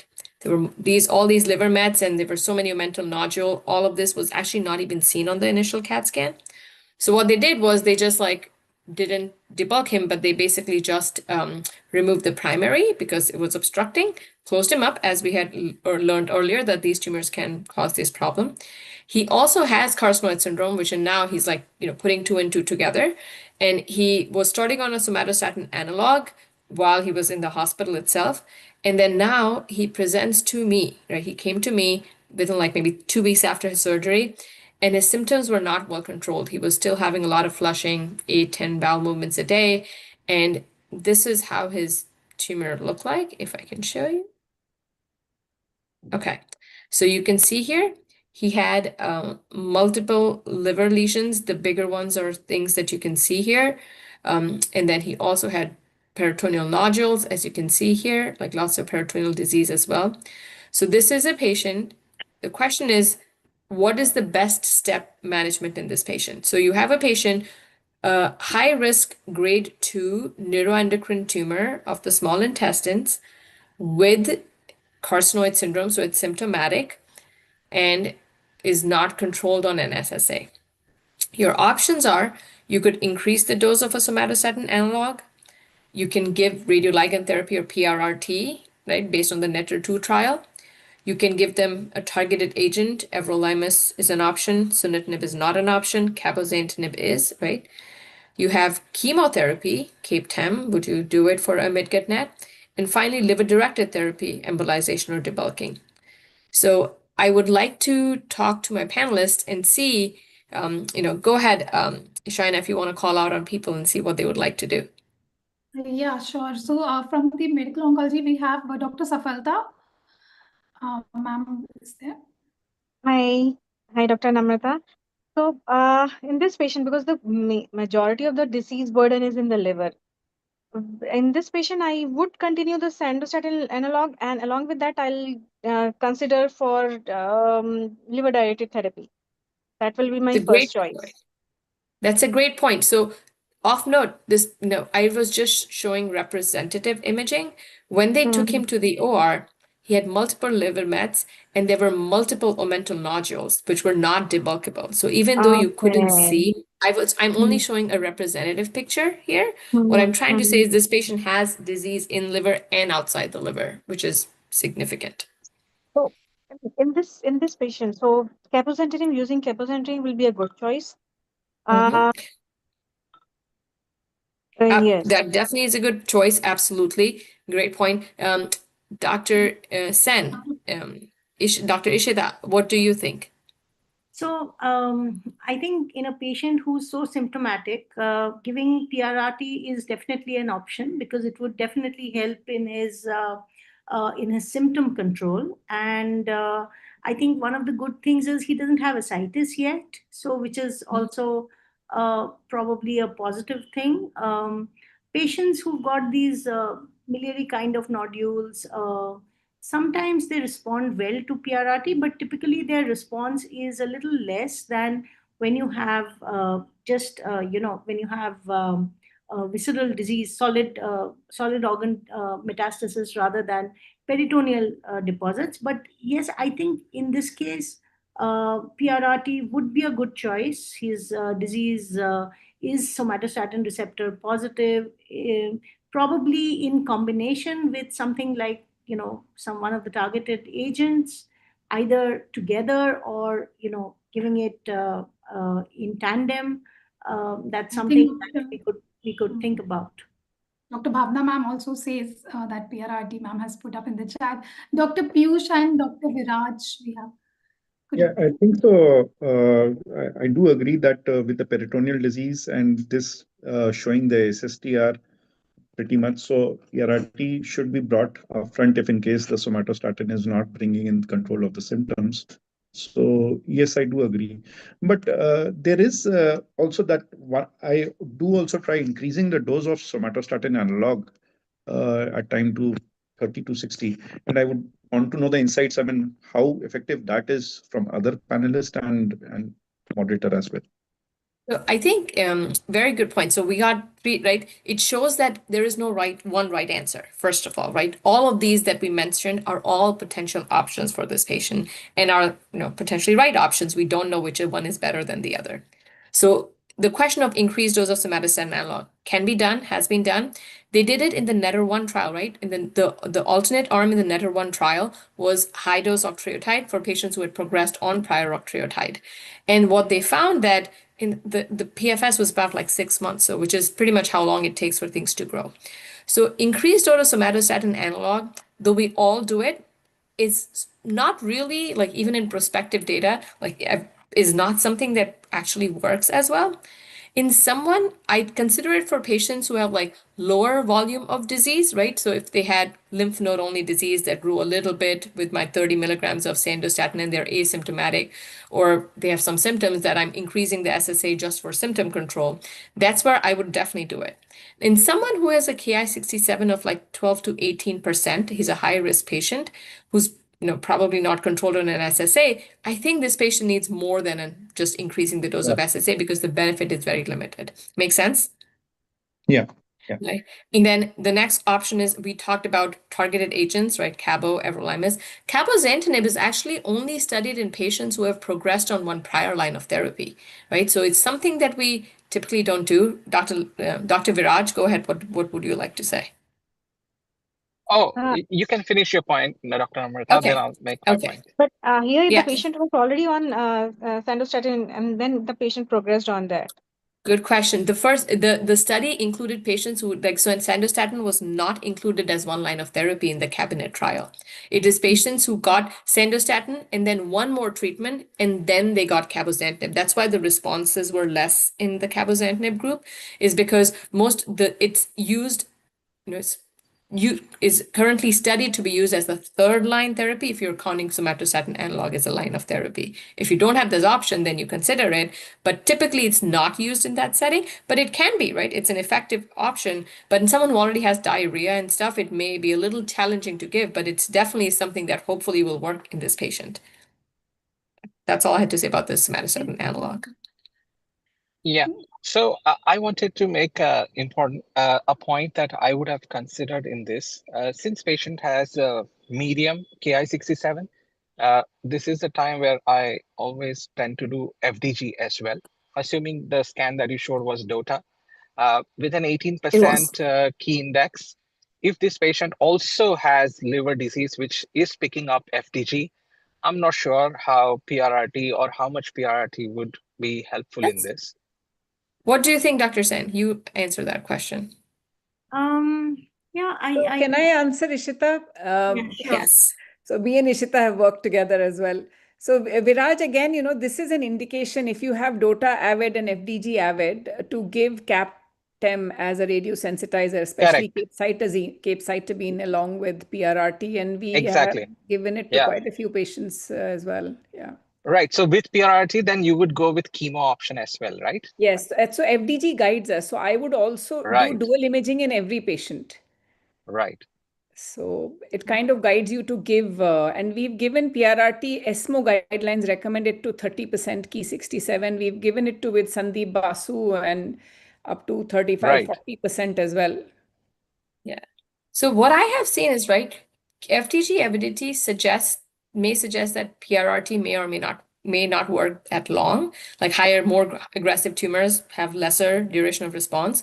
But by itself, like if you are strongly avid on SSTR imaging, it shouldn't like deter you from using PRRT, but you use it with other agents, as they have talked about. That's what they cannot do it in US, but you guys can consider doing it. But that's definitely thing to consider. You do FDG testing, but you don't use that to exclude use of PRRT. If you have option in pancreatic net where you can only do CAPE-10 or PRRT, there it may be very useful, but in a midgut net, not as much.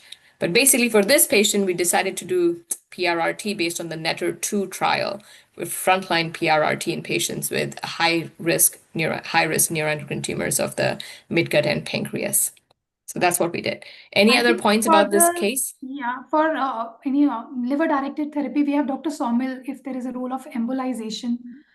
Yeah, we're going to get to embolization case. Let's know. So Okay. we can move on to the next case if you want. Because this patient had disease outside the liver, which was significant too, we did not consider embolization, but we'll get there in a second. Okay. Perfect. Thank you. I'm just trying to speed it up because I know we have to get through different cases. Okay, so this next patient that I have, I'm actually going to go to the third case first. Sorry. Yes. So I have a 48-year-old male. He was incidentally found to have mid or distal pancreatic net and had multiple liver metastases. The path was a well-differentiated net. Ki-67 was 7%. His local oncologist, where he was diagnosed, started them on a somatostatin analog, and rightly so. At 3-month time point, the patient came to see me when his first scan was done, and there was a new lesion that was seen in the liver, apart from the ones that were already there. This is how their liver looked like. As you can see, they had mostly liver-only disease, and these were 1, 2, 3. You can see the representative lesions in the liver for this patient. What would be your best modality to treat this patient? Would you do targeted therapies in addition to somatostatin analog, radiopharmaceutical, cytoreduction, chemo, or liver-directed therapy? So I'm going to go back to the imaging. So we'll let this, what do we think, like surgeons, Dr. Asit, and then intervention, Dr. Somil from interventional radiology, I guess.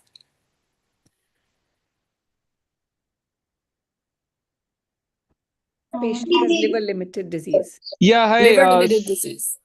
So if these are the lesions that I can see, I mean, these are these are bifocal lesions, bilobar lesions, and they are pretty big and deep-seated. I don't think I'll be too happy to take this up as a case for cytoreduction because most of these lesions are sitting pretty close to my major vessels, which can lead to a pretty devascularized liver. So I'm happy to take my hands off this patient and let you guys do whatever you feel like is appropriate. Right. But you think this is a kind of patient surgery should see, correct? Because you can make that decision, not us as medical oncologists. So that is very important. I mean, for a surgeon to be able to evaluate a case and say no to that, okay, this is not a resectable case, because what may be resectable to you may not be to me, and vice versa. So I think every patient, or at least their scan, should go through a surgeon's eye before this is discarded. Thank you. Hi. Dr. Somil, yes. Yeah, hi. So now the problem here is that there's multifocal disease. So a single form of treatment is not going to help. We can, if we can do multiple sittings, we would consider this patient for probably bland embolization and try doing the right lobe lesions first, and then probably call the patient back and do left lobe after a 4-week interval. If because we would have loved to ablate a few of them. If there's some small lesion left behind, we can consider even ablation. There is a role of doing tear. Tear is now being considered for neuroendocrine tumors because of multifocal nature of the disease. We'll again have to do it in multiple sittings if we can. Absolutely. So, Dr. Uh, Sen, Yeah, so I what think do you do with I those? agree with our interventional radiologist. One of the other things which we have been doing and which is yet, I mean, of course, not a standard of care at all, but which we found very useful is doing intra-arterial PRRT in these patients.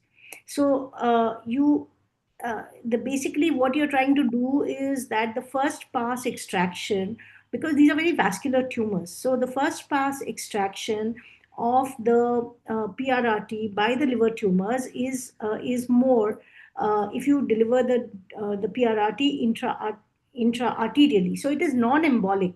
So it does not really cause like an embolization of the lesions, but you are able to deliver much higher radiation to the tumors, and often you can combine this with a bland embolization. So we do it in some of our cases where the patient has one dominant big lesion or one or two dominant big lesions. So we do an intra-arterial PRRT along with a bland embolization or so that way you also achieve some degree of systemic control along with managing to give a higher dose of radiation to the liver tumors. I agree to ma'am, because there's a big role of intraarterial PRRT. Actually, in the south, there's a very big group which is doing intraarterial PRRTs extensively, and they report very good results as compared to sometimes venous injection of PRRT. And so I agree that if nothing, if actually we should actually consider PRRT up there before even thinking about doing tear or something like that. Liver-only disease. So this patient at our center at the time went in for liver-directed therapy. They got actually 4 sittings of bland embolizations that were done that helped them. And then the same patient, right, they got somatostatin, they got embolization, progressed within a year. As you mentioned, we didn't see very good results. They underwent PRRT after that, right? So they got PRRT2, they had a great response, but then ultimately 3 years after they had a PRRT, they had progression again. And this is how their gallium dotatate PET looked like at that time. So, this is, sorry. How would you treat them now? So they've been treated with somatostatin analog, embolization, PRRT once, 3 years disease control on PRRT, and now disease is progressing again.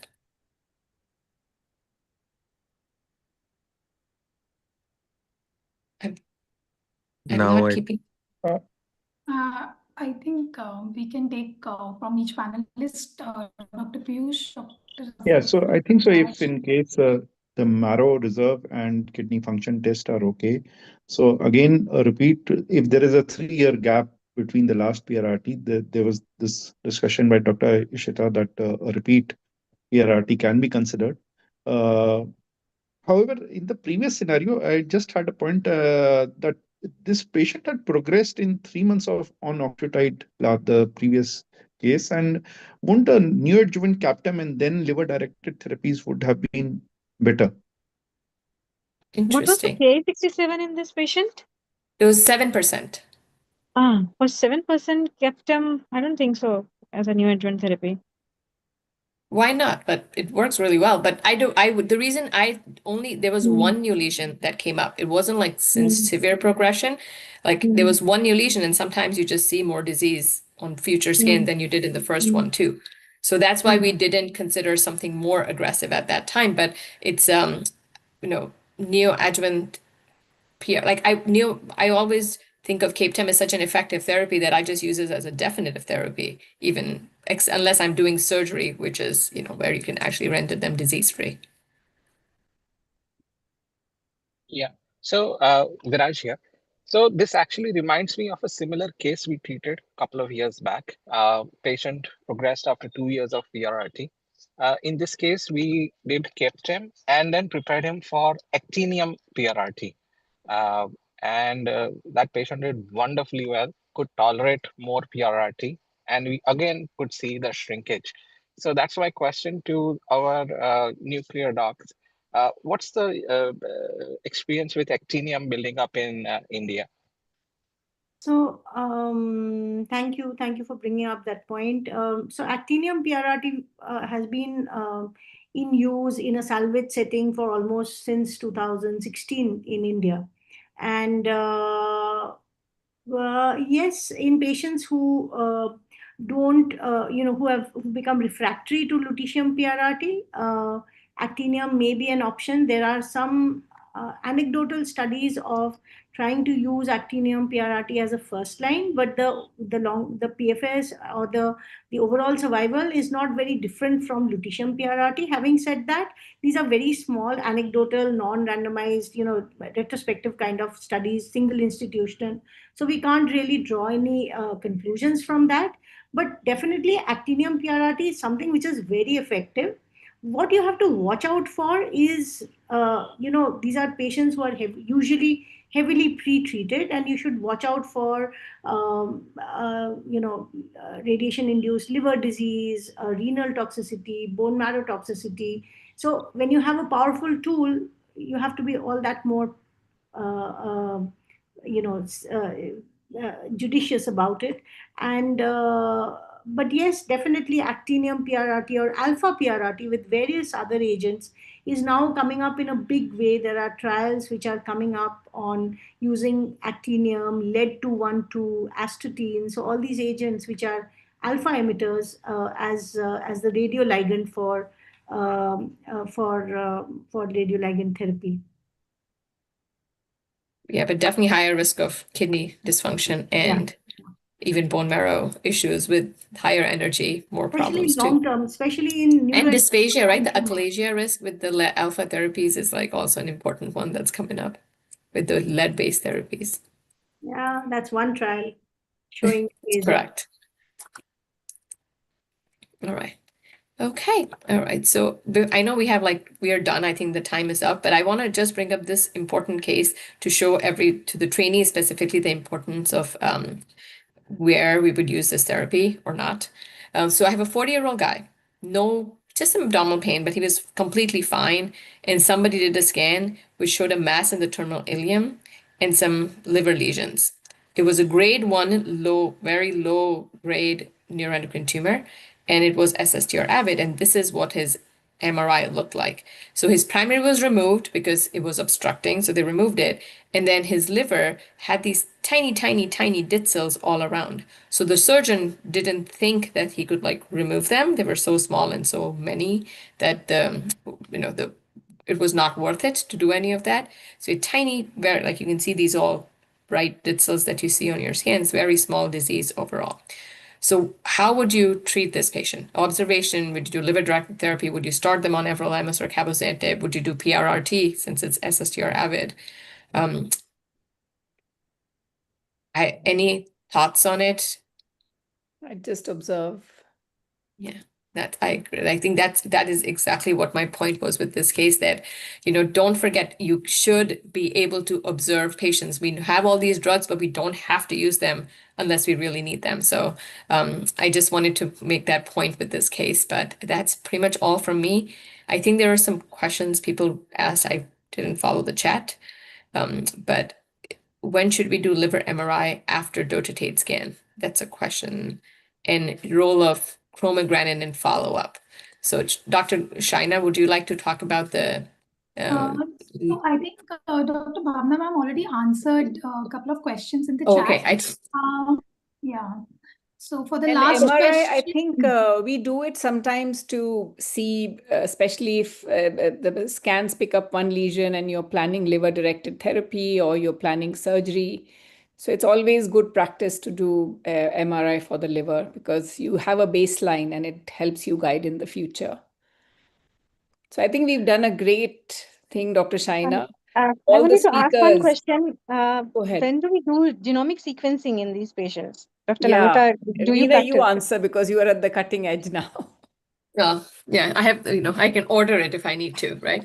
So I did a study, back when, and for well-differentiated neuroendocrine tumors, especially midgut, the rates of mutations that we found was like 3% or so of the 700 like actionable genes. So for midgut neuroendocrine tumors that are well differentiated, it's a low yield thing. I wouldn't waste money or time on that. Pancreatic nets, we offer it to everybody. We offer germline testing because, right, you have the VHL and you have, MEN2A, like all these different things you want to look for. So there, I think, sometimes now belzutifan is there, and if they have a VHL mutation, I can offer that potential drug to it. So even then, I do it like later down the line, not at diagnosis. Like, germline testing everybody gets, but if I need to do tumor, I do later.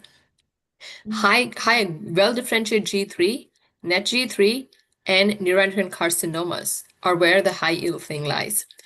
And the important tests are BRAF and MMR, right? MMR, don't forget MMR testing for the poorly differentiated neuroendocrine carcinoma. It's about 10 to 12%. That's a pretty good number for when we have a very effective therapy. And that's a very easy test. Like, you don't have to do the full panel. But if you can, poorly differentiated neck is where you would actually like put these things in, mixed tumors. But I would not waste my dollars on well-differentiated net unless I'm doing a trial. Thank you. I would request and Dr. Bhavna ma'am to please give the concluding remarks before we can end this. No, thank you so much, Dr. Shaina. I think I really learned a lot, and wonderful talks by you, Dr. Nina, Dr. Asit, and Dr. Ishita. Really enjoyed. And I was going to conclude with me and Nina think alike. I was going to conclude and say that, you don't always have to act. The first time I did a neuroendocrine clinic in Cambridge, I rang Pippa Corey on her maternity leave saying that, oh God, the scan you showed looked really amazing, very nice. But the scan I had where this patient was just being observed for 2 years, liver was studied. But we were just following the patient up not only on scans, we were doing scans twice a year, but we were just following on alkaline phosphatase, liver function, NHS, resource limited setting as we have in India. So, once you start sunitinib, cabozantinib, anything, you have to continue forever.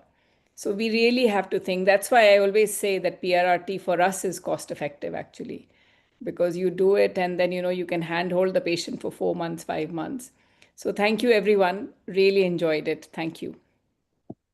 Thank you so much. I would like to express my sincere gratitude to each one of you for taking out time and making this meeting successful. Thank you, Bhavna ma'am, for guiding and supporting me. Thank you, Dr. Namrata, for joining us internationally and for encouraging me to do this meeting. Thank you, Dr. Ishita, Dr. Safalta, Dr. Viraj, Dr. Piyush, Dr. Somil, Dr. Asit, and Dr. Bipnesh for joining today. Thank you to all the audience. Thank you so much. Thank you. And to the organizers. Thank you, Manmeet. Thank you so much, ma'am. On behalf of the International Association for Integrated Oncology, I would like to extend our sincere gratitude to all our program director, all esteemed speakers, moderator, and panelists for sharing their valuable expertise and making today's session so informative and interactive.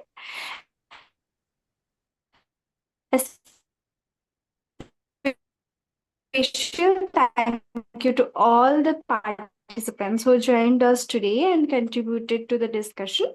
We hope that today's session on the practical aspect of GP management has provided valuable clinical insights that can be applied to everyday practice. Thank you everyone for being part of IIO Expert Insight. We look forward to all the participants will be receiving a certificate 4 to 5 working days to a registered mail ID. Have a wonderful evening. Thank you, Saina ma'am. Thank you.